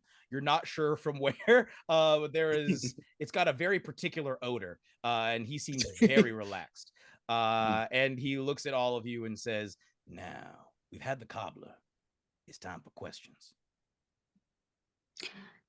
Bass has been giving specifically my son and Silas this look ever since they started talking about the pie with the arms crossed and the eyes down like this, because they're in front of Dr. Funkenstein and they're sitting up here acting like we don't have home training, and it's just like and then just Silas over here knows quite a bit about the predicament that we are in and could perhaps ask the question more eloquently than I could. Dr. Funkenstein turns to you and says, "Lay it on me, soul brother." So, we're looking for Metropolis. And we were sent on a mission to find you, to reach out to Parliament. Yes. So they can tell us where Metropolis is. And why would you want to find Metropolis? Because that place is harsh. It's brutal. It's nasty. We're looking for Cindy. Discriminatory, if you catch my drift. Who are we looking for again, Cindy? Not discriminatory. Oh no. my son, yeah, he knows who we're looking for. We're looking for a certain Cindy something. I wasn't really paying attention. I'm gonna be honest with y'all. I was Bess is just he like pats you on the shoulder, and you start like just smoke emits from you as well. And you just Bess is like Cindy Mayweather. That's it. I knew it was Cindy. I had half of it. Dr. Funkenstein, we're looking for Cindy Mayweather, who has been prophesied to be the new leader or driver of the Soul Train, as the Purple Prince is no longer with us. He has ascended to another plane, and we need a new conductor of the Soul Train. So that is our mission here, to make sure that the funk aboard the Soul Train continues. Cindy Mayweather, the electric lady, the archandroid herself. Well, if there is a bright spot on that Metropolis, it'd be Cindy. All right. Well, I'll help you, because that cobbler was delicious. Now, here's what we got to do. We are going to have to signal Parliament, because they are way out. We had a little bit of a falling out back when, at the time of the Great Funk Up. So we're going to have to make a little bit of an offering, you see. Not only do we have to signal them, but we gotta offer something. Do you know what they want? The funk, the whole funk, and nothing but the funk. He touches you with both hands, and not only do you start to emit smoke, but also you watch the room starts to weirdly shift. And he says, exactly. Now, in order to signal them, we're going to have to use a device that I have termed the soul glow. And he holds out like a little rod with like a little thing on the end. He says, y'all gonna have to pour y'all's funk into this here device. And when you do, if you pour it hard enough, we can signal Parliament and they will come and fulfill your request. Y'all ready to get funky? Oh, show. The bass switches to them changes just like randomly. And he's like, all right, get ready to add y'all's funk. First I gotta flip the switches. And he's flipping the switches. He flips one, you hear like a popping sound. He turns, he says, by the time you hear the next pop, the funk shall be within you. And then flips the last one, and you hear a and I need everyone to make me funk checks. Now, in this particular case, I'm going to let each of you decide which of your ability scores, which of your specific abilities you think is the most funky for your character. So you get to pick which of your abilities is the most funky, and you're going to roll a d20, add your modifier for that ability, and then there's a number that we want to hit. It can vary. I think the funk resides in a different place for each person. We're doing skills. This would not be skills. This would be abilities. Okay, so, abilities. All right. Okay. Essentially, strength, dexterity, constitution, intelligence, wisdom, or charisma. I'm gonna go to intelligence because to feel the funk, you need to understand the funk, and to understand the funk, you need to know the funk. So I'm gonna go with intelligence. All right. Intelligence check to know the funk. What is Kaz gonna roll? Kaz is gonna roll. Ooh, intimidation. Oh, so that's gonna be charisma. Yeah. Okay, so charisma then. All right. Yeah. Beautiful. I think that makes sense. What is Bess gonna roll for her funk? Probably charisma. Okay. And finally, what is my son gonna roll? His impeccable rhythm and style is brought on by strength. His broad shoulders. He just carries the funk differently than everyone else. He's gonna use his strength. Muscular funk. Go ahead. We'll start with you, my son. Roll that real muscular funk for us and let us know what you get. It's going to be a d20 plus 3 because that's your strength modifier. Is this Terry Crews with a whistle? Yes. For some reason, when you put that, when you type in that, I was like John Henry, you got Terry Crews. I was like, where did that come from? Man. I saw it. I saw that.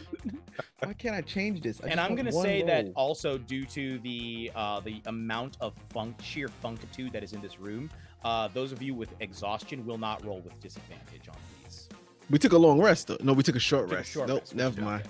Okay. But you do. Yeah. Shit. So 8 plus 3. 11. Okay. We got an 11. Bess, what do we got? Don't we still have those inspiration? I told you that would happen. You it do happens sometimes. You do have inspiration if you want to roll and give yourself advantage on this. Oh, sure. Yes. So I will do that. I'll re-roll that again. And then I will use this roll. Come on. The exact same roll, an 11. All right. An 11 it is. Okay, Bess, it's all you. What do we got? You can roll with advantage because you have inspiration if you want to. Bess, when she digs deep down, is like, dearly beloved, we are gathered here today to get through this thing called life. And I'm going to, let's call it. Okay. I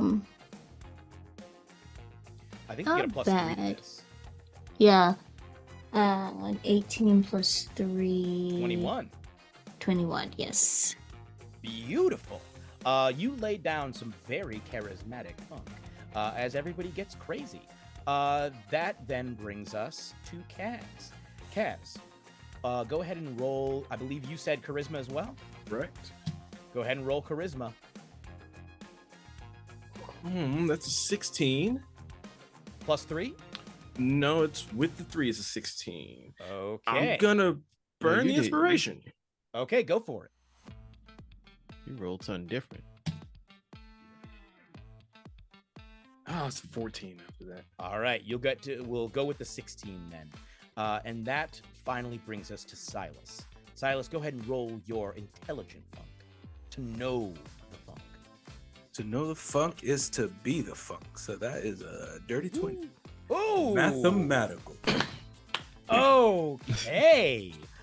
So as each of you contribute your funk to this funkometer, the soul glow, you see as it starts to glow brighter and brighter and brighter with an overpowering soulful funk. I'm going to say that each of you feel your bodies begin to move uncontrollably. Like it is whatever your funkiest dance is, you start throwing it down pretty much involuntarily in this moment. And We all break into the electric slide. yes. You know what? Take inspiration, Jazz. That's hilarious. No communication about it at all. We just all just 1, 2, 3. You all break into the electric slide. I love that. Take inspiration, Jazz. That's hilarious. So as you lay down the butteriest funk of your lives, you hear way up above, like very faintly, "We want the funk, give up the funk, we need the funk, we gotta have the funk, ow." And you see the flames above you begin to part as a huge mothership descends through the earth, the wind, and the fire. And you have successfully made the mothership connection. It is coming down through the atmosphere, and Dr. Funkenstein looks at each of you and says, "May the funk be with you." As you feel yourselves dematerializing, and he just gives you a wave as you disappear and find yourselves on a beautiful, beautiful ship. The shag carpeting, absolutely shag carpeting. There are no doors, only beads. There are all the furniture is covered in a tiger pattern, tiger and leopard patterns, just different kinds of big cats. And there are beautiful African, you're not sure which part of Africa, but they got stuff from all over the continent. Beautiful art from all around the continent of Africa, all over this place. And you see a rather large collective of very brightly colored individuals, many of them wearing bright makeup, many of them big hair, many like futuristic silver costumes, and they, among them, we'll get to that in a second. They look at you and say, one of them steps forward and says, welcome. I am Brother Warrell. Welcome aboard the Mothership Connection. What exactly has brought you to our attention? Well, rather, what motivated you to summon us? We very much appreciated your funk. We loved your funk. We thank you for giving it up, but now we wonder, why have you summoned us? We have cobbler and we have questions. You get to choose. That works for us. They all start to pull out like handkerchiefs and bibs and stuff. And it's like, all right. It's cobbler the currency of this. No, Cobbler was so powerful. When you encounter a being of sufficient funk, you must make an offering before asking anything of it. And it just so happens that you are offering cobbler, which is an excellent offering. Secret weapon. I would have never thought to bring that. Does it every time. Yeah, they surround you. By the time they're done, there is no goblin left. We're out of goblin now. Shed a single tear. That's so unfortunate. You still have mac and cheese, Oh. and I think there's Yep. still some of the pie. Yep. But yeah, Alright. they as they finish, they eat so much. I don't know how y'all had this much cobbler, but they all have like little cartoon bellies by the end of it. All just sitting back. They're all like loosening their belts. They're super futuristic sci-fi belts. Yeah. And they look around and say, "Well, now what?" Metropolis? We headed to Metropolis, right? No? Metropolis. What y'all want from Metropolis? You can just explain. You don't have to like go through Oh, it. not so we gotta go. Yeah. We need Cindy, the purple print, and then the Conductor. Soul Train. Soul Train. Okay. One of them, I'm gonna say, this is, you see one of them step forward.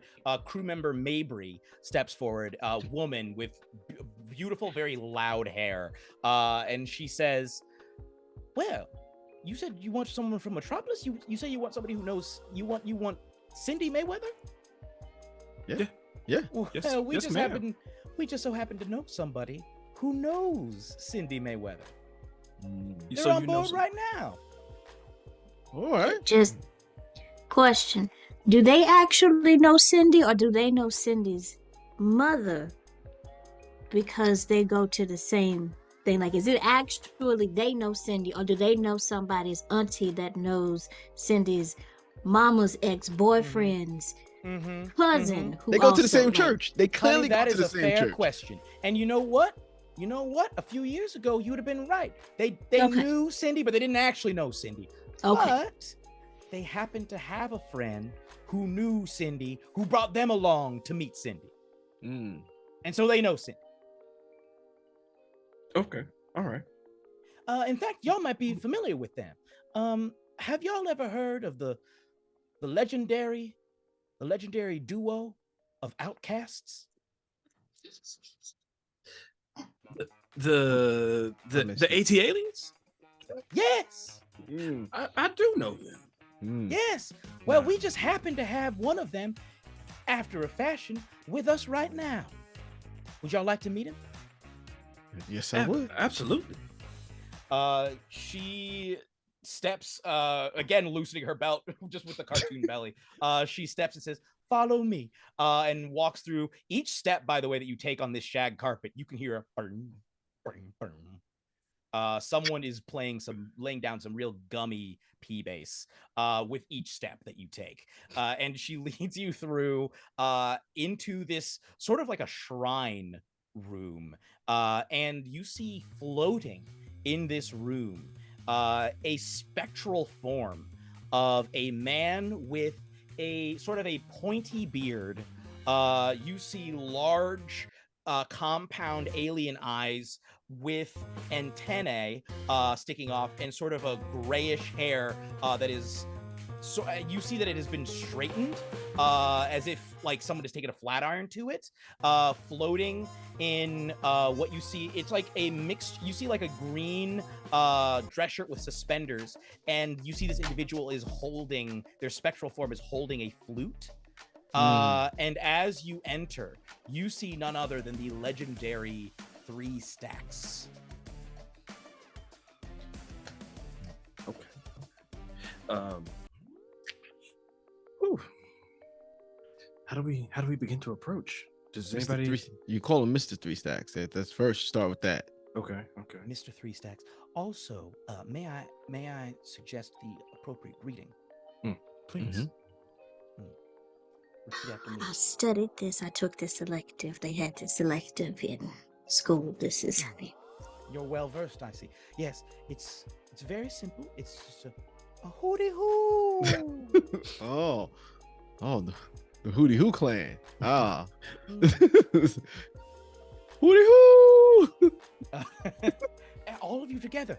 1, 2, 3. Hootie Hoo.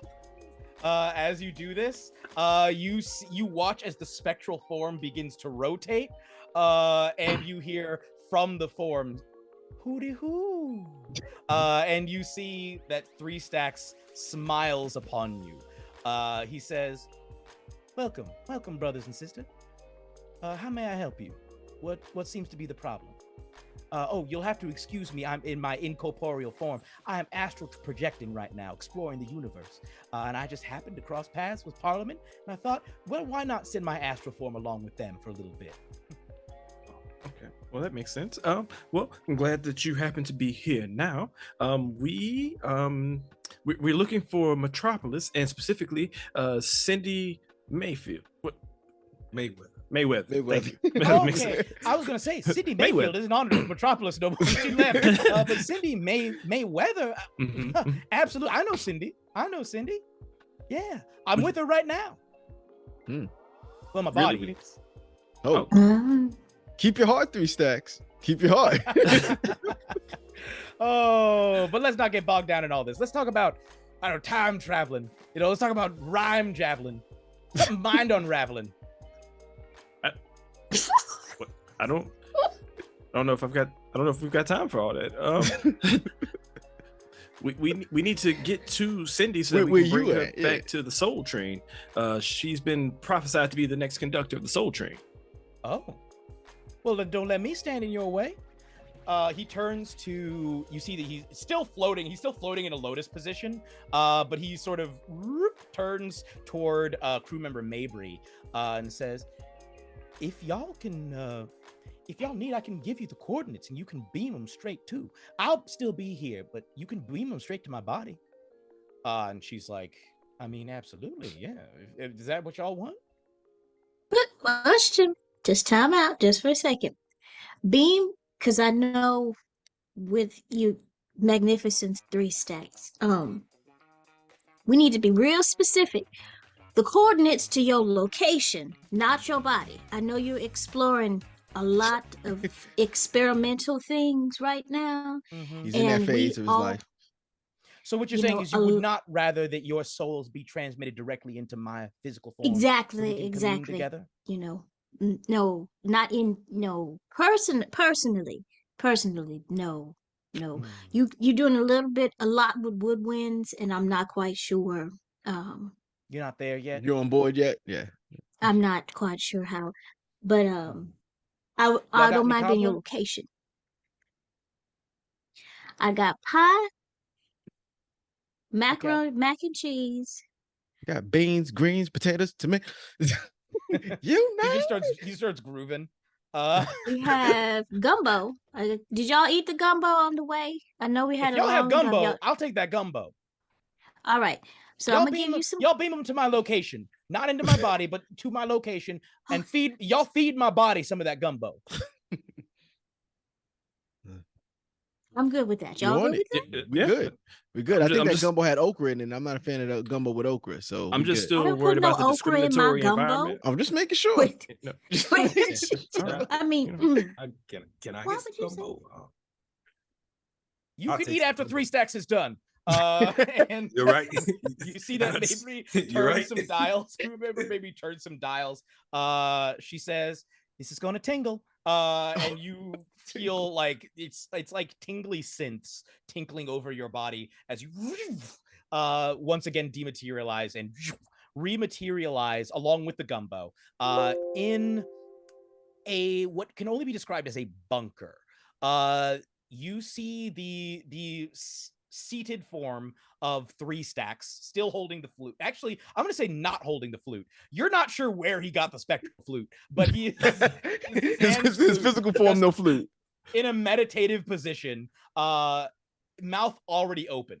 Like just waiting to receive gumbo. Exactly.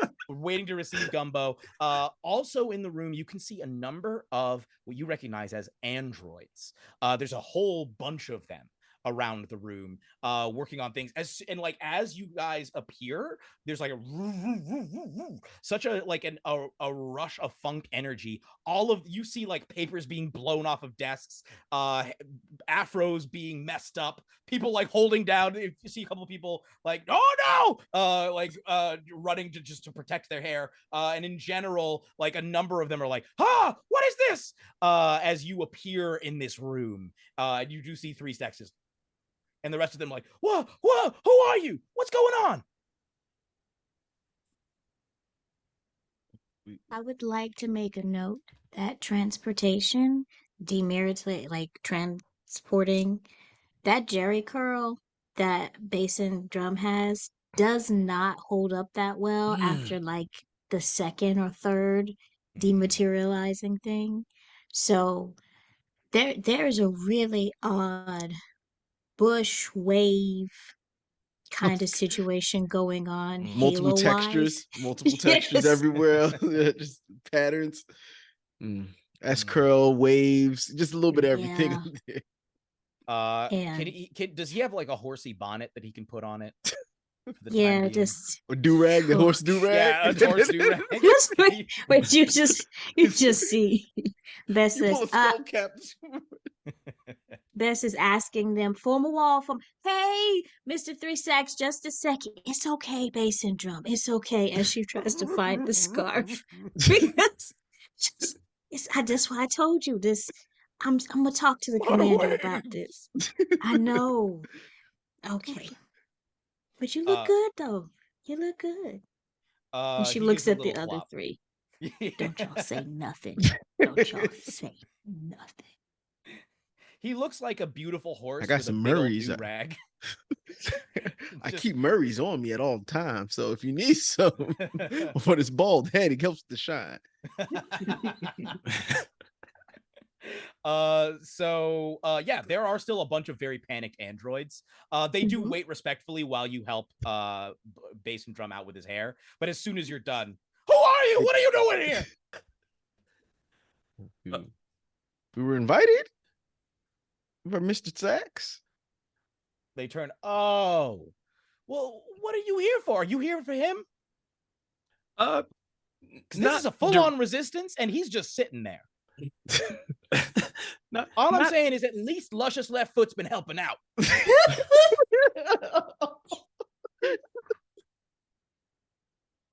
This man just been sitting there. He just opens his mouth when he's hungry. And the rest of the time he just sits there. We keep hearing flute music. I ain't seen a single flute. I don't know where the sound's coming from, but I don't want to know, frankly. Oh, no. And he just sits there, and we were supposed to feed him and change him. That's right. I said change. It's a fully functional body. Tell you what, funk takes on a different meaning when you're changing a diaper. All right, excuse. Lucius Left Foot killed me just there. That's us. Whew, Bessie. Oh my goodness. It sounds like y'all been to and through it, and I know historically, Three Stacks used to follow a train of thought where he was beholden to the baby, and the baby didn't mess around. That was because she loved him so much. And I don't know if he remembers that, because the thought alone right now, personally, I now understand that amazing, beautiful poem where it says the thought alone is killing me right now. You see that the body of Three Stacks is silently weeping at hearing this. So his mouth's still open, but just weeping. But you're telling me that you don't think he got it anymore. You're telling me you don't think he's got it. This man was the prototype. This guy talked about prototype. He still got it. I know it's in him somewhere. But there's nothing at all. But that's the thing. Every once in a while, he shows up and does like the coolest. It's just like he's a guest. He shows up out of nowhere and steals the show, and then he goes away again for a couple years. And when he guessed, yeah. It's not really like he's a guest when he appears. It's really more of main character. It's like his resistance all of a sudden. Yeah, that and Cindy just lets it happen. I mean, but to be honest, he comes in so hard. Like, what are you gonna do? You just gotta let it happen. All right, we need to look for Cindy. We're looking for Cindy Mayweather. She's got a wonderful opportunity to be the new conductor of the Soul Train. And we were told by that corporeal body, hey, Mr. Three Stacks, you still want some gumbo? The body, the tears that are flowing, still weeping silently, just nods. How does he have so much control over his corporeal And- form? Can I? And I may fail this, but I would like to make a persuasion check, or maybe intimidation, depending on how this is interpreted. Yeah. Because I'm going to barter with this gumbo for the sake of these resistance people. Okay. And it's in a southern tone, it may come across as intimidating. That's why I'm like, it may not be persuasion. All right. What do you say? And she just is like, oh, Mr. Three Stacks, exploring the universe and the cosmos to get a better understanding of a connection to the rhythm that is life. I understand that is a full-time job, but if you get too caught up in the rhythm, you are not in the groove. And if you are not in the groove, then what is the song in any way, shape, or form? So I beseech thee to consider taking time from your adventurous flute woodwind explorations to reconnect with the people that are looking for you and to you. Our gumbo is not much of an offering, but I cannot give you any of this gumbo if you are going to continue to be clapping on the 2, 3, and the 7 of these people's lives. Whoa. Whoa. As soon as we bring in the clapping on the wrong beat, I say roll a persuasion check with advantage. He was already, well, you could say intimidation, though. If intimidation is better for you, you can roll intimidation. Because I think the prospect of Three Stacks, of all people, clapping on the wrong beat, that's frightening for him. I'm taking a picture to put in the Discord, just so you can see that this was another nat 20. Whoa! Okay. So as you say this, you watch as his mouth begins to move, and he says, "Every time we try, we get nowhere. Wouldn't it be nice if we were just normal people? Yeah, trying so hard to act like we don't care. But it's true, you do. Nothing is left. So, I guess I'm right." And his eyes fly open, and he just goes,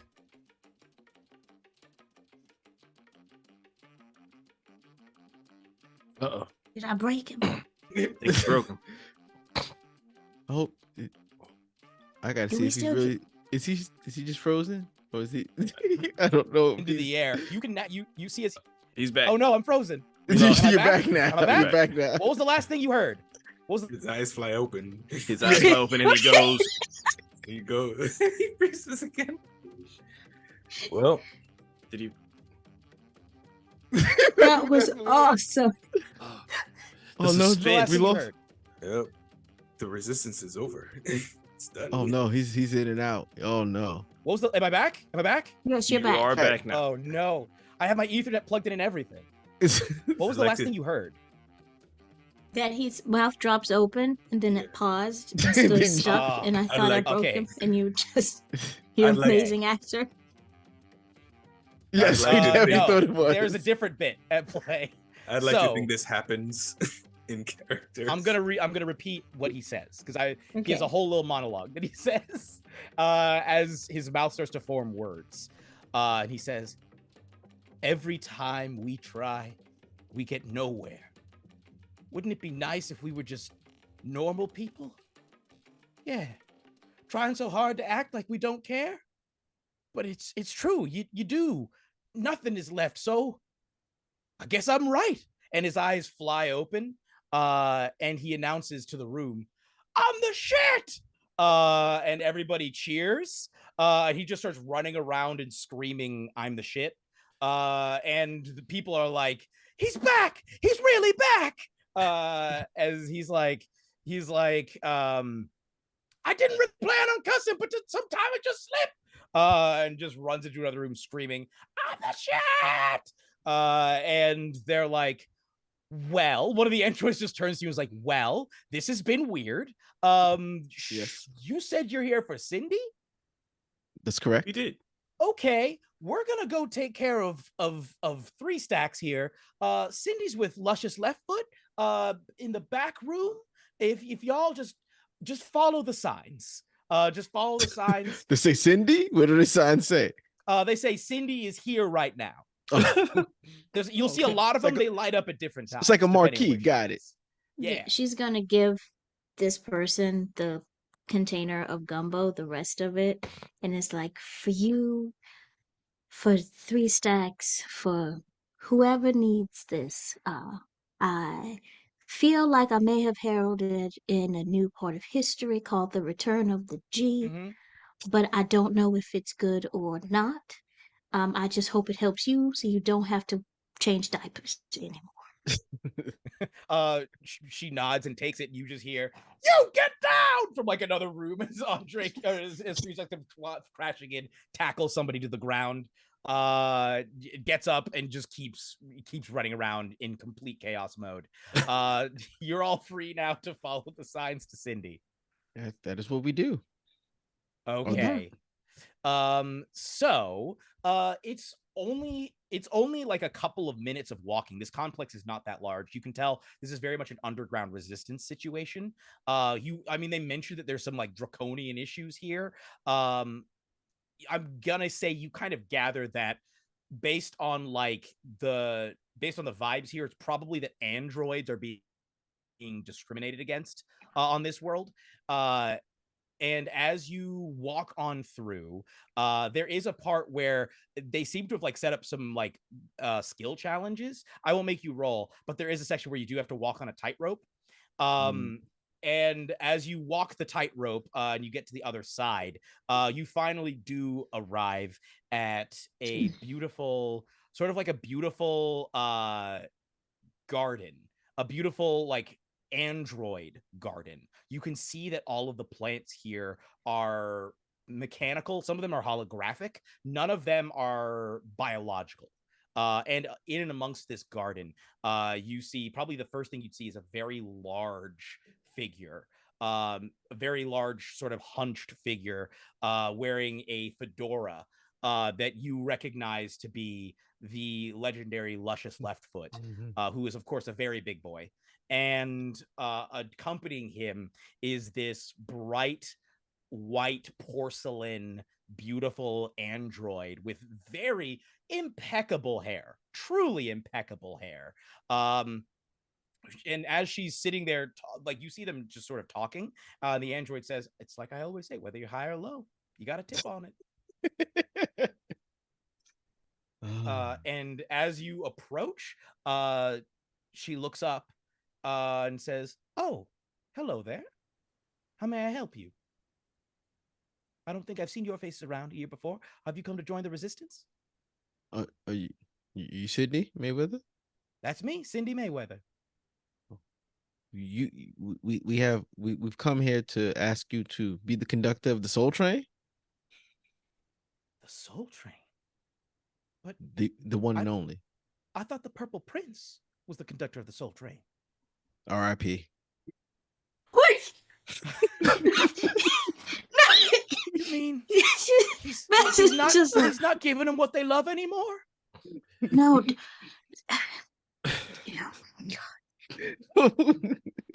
As all music that needs to resonate and continue resonating, he has transcended to another plane. So now his music resonates to all at a different level. We need someone more on this level to conduct the Soul Train as it is now. Because everybody needs a little bit of a break sometimes. He's no longer with us. I think that's where she was going at. operating at a high frequency. The upper room. This is what we call it. He's in that upper room. Okay. So I need I'm gonna say best roll a persuasion check. And I feel like my son should also roll a persuasion check to see how hard this news hits Cindy.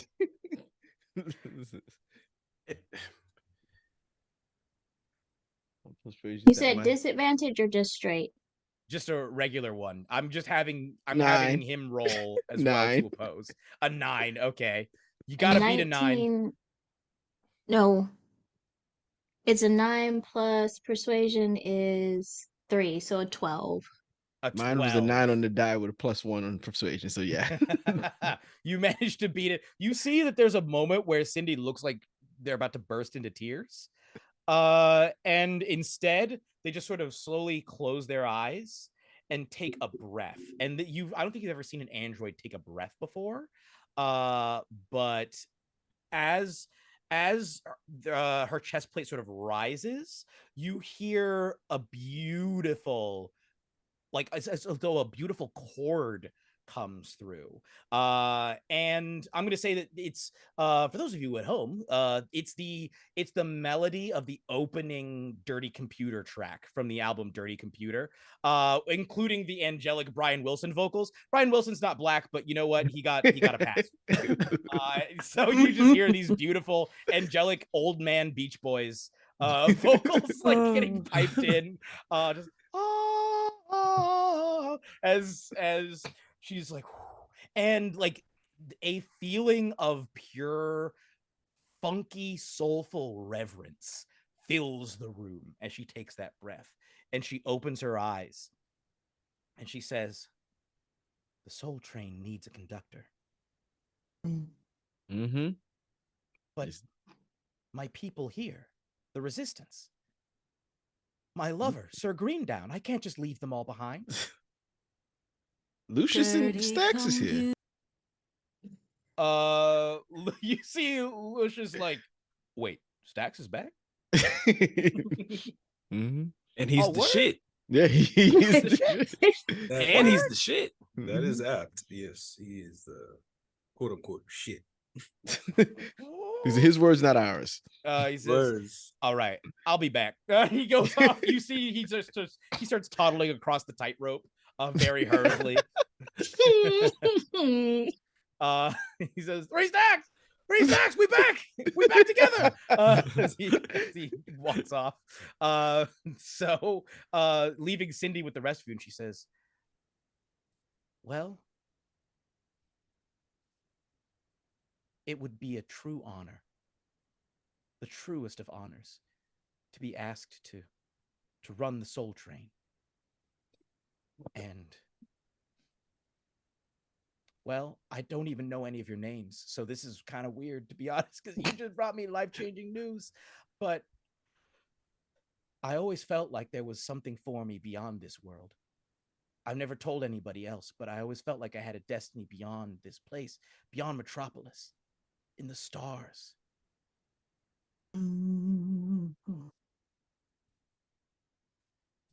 All right, we supposed to introduce ourselves. Sort of. There was a lot going on. I think I changed somebody's life. Any kind of offering or anything? I have macaroni and cheese, and I have some really good pie. I have pie. I'll take some pie. a little bit. Is it a good pie? What kind of pie? It's really delicious. Really delicious pie. I'll take the pie. Ask Kaz. He had to have some. It brought him back from the dead. You ever had pie to bring you back from the dead? It was not quite dead, but you know, he was close. dead. I was death adjacent. We did the finger under the nose test and nothing. We used a spoon. He was down for the count. Didn't go. Needless to say, the pie is amazing. I'll take that pie. I'll take some pie. Right. As she takes some of it and starts to eat, it, of course, because her mouth can work independently of her voice, you hear she starts to say, "If you want to be free, below the ground's the only place to be. Because in this life, you spend time running from depravity. This is a cold war. So you better know what you're fighting for. Bars, man. Yes. That's why you have been selected to be the conductor of the soul train. The soul is strong in this one. It's like neck bones and gravy strong in you. And because of that, I know you have been blessed. Thank you. How do we get out of here? Oh, I thought you knew that. Oh no, I never left this planet. No, we are professionals who know how to escort the people that we have been selected to find back to where they need to be. We're professionals. Yeah, we should Any of y'all know how to? We do the reverse of what we did to get here, right? That's how we always work. You just back up. should be able to astral project back to Parliament and then get us teleported back, right? That's basically you would need to signal. You need to go to 3 stacks and have him signal to them that it's time to beam y'all back. Can we find him? Seems he is screaming, driving around in the Southern Playalistic Cadillac. His screams are echoing through, and you hear Luscious Leftfoot just throwing down bars underneath the screams. Sometimes I feel like a shit. Sometimes I feel like the shit. Sometimes I want to stand for something. Sometimes I want to sit. I didn't really plan on cussing, but sometimes it just slipped. When you the mayonnaise and the mustard, you can't relish in it.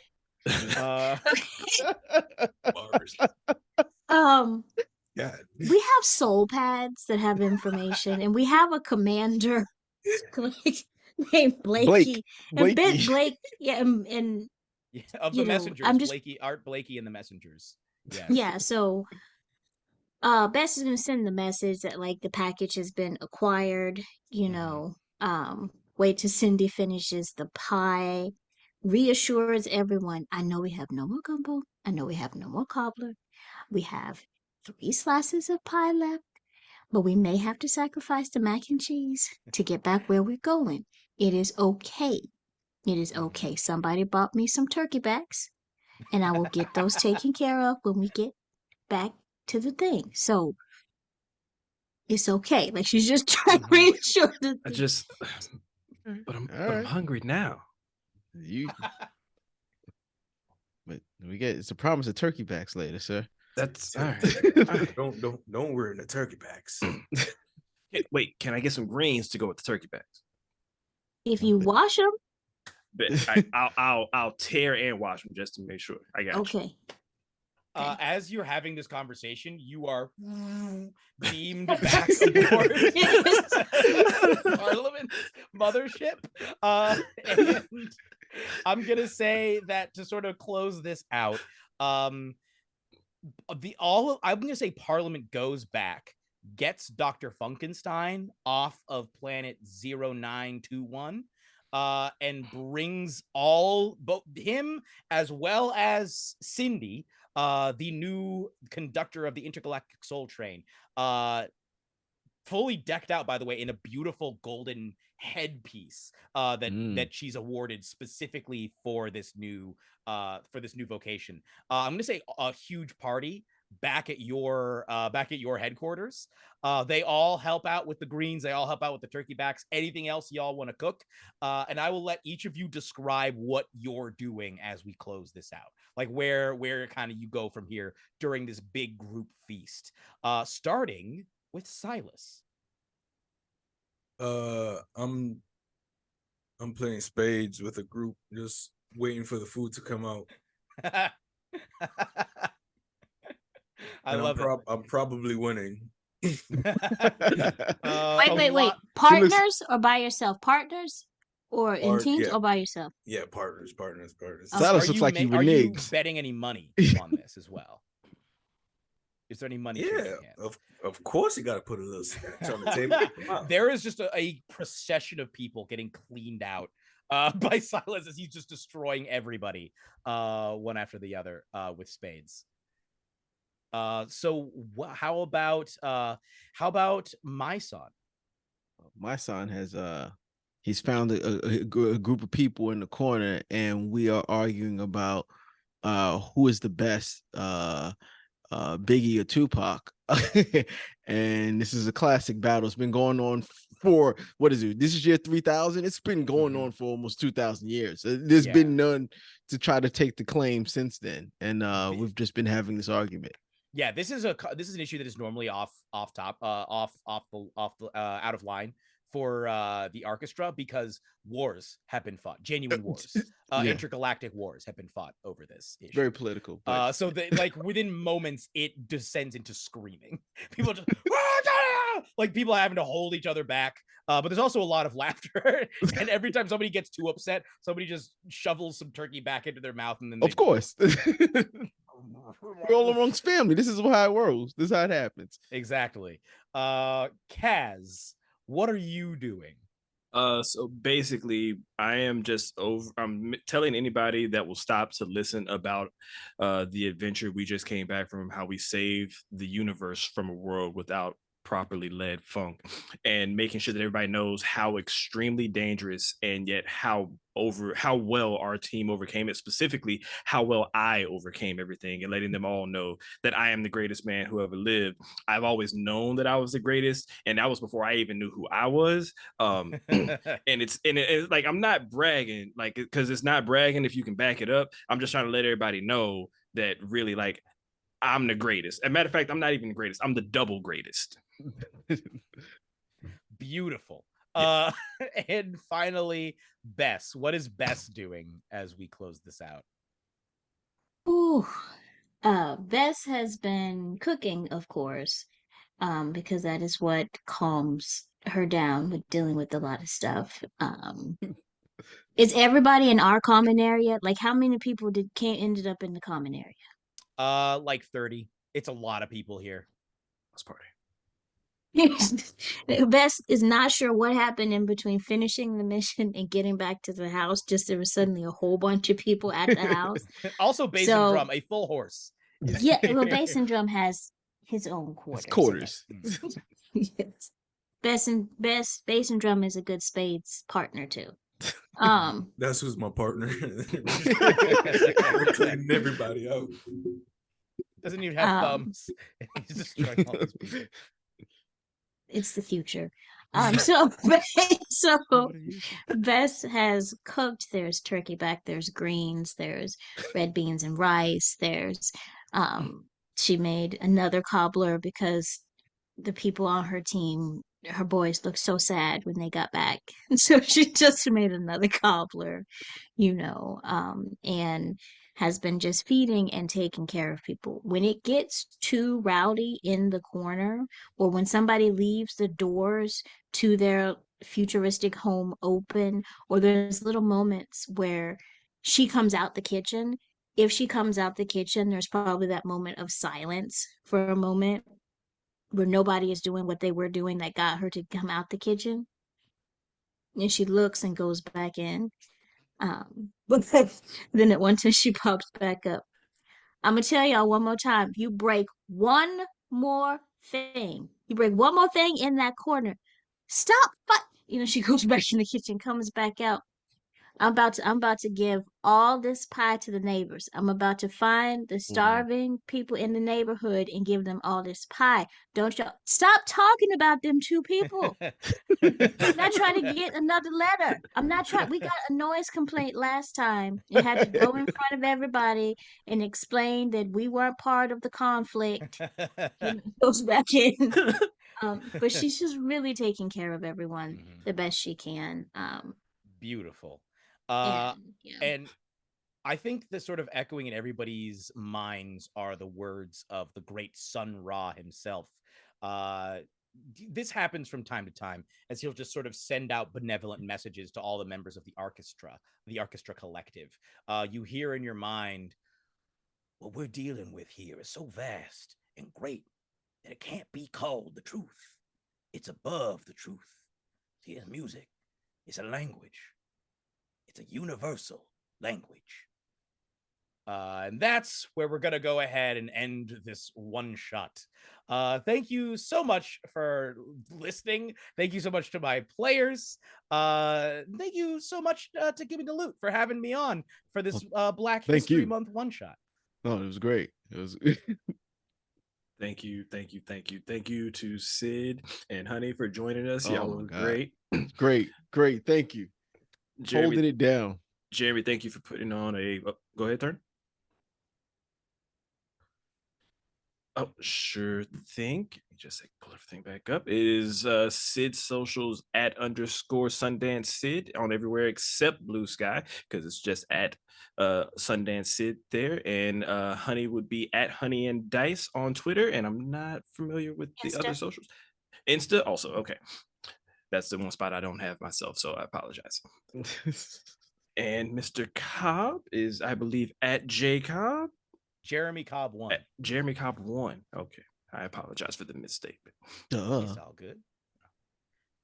Yeah, at Jeremy Cobb 1 on Twitter and Blue Sky, and then on Instagram at the Cobbmeister, and then on Twitch, twitch.tv/Casual Quest Live. Thank you, Saga, for shouting that out. All right. Sure. Yeah, this was a lot of fun. Thank you so much for having me. You all were wonderful to play with. I'm really glad we got to do this. It was great. And I hope you all at home enjoyed it. This was truly a blast. And it's been a real pleasure. I forget what I was supposed to say to signal that we're closing it out. Oh, whatever it is. I'm just really sad I never got to ask the Parliament why they remembered 0921. Oh yes, that's the thing. Yes, we hope you enjoyed the show. Make stream in now. Yeah, bye.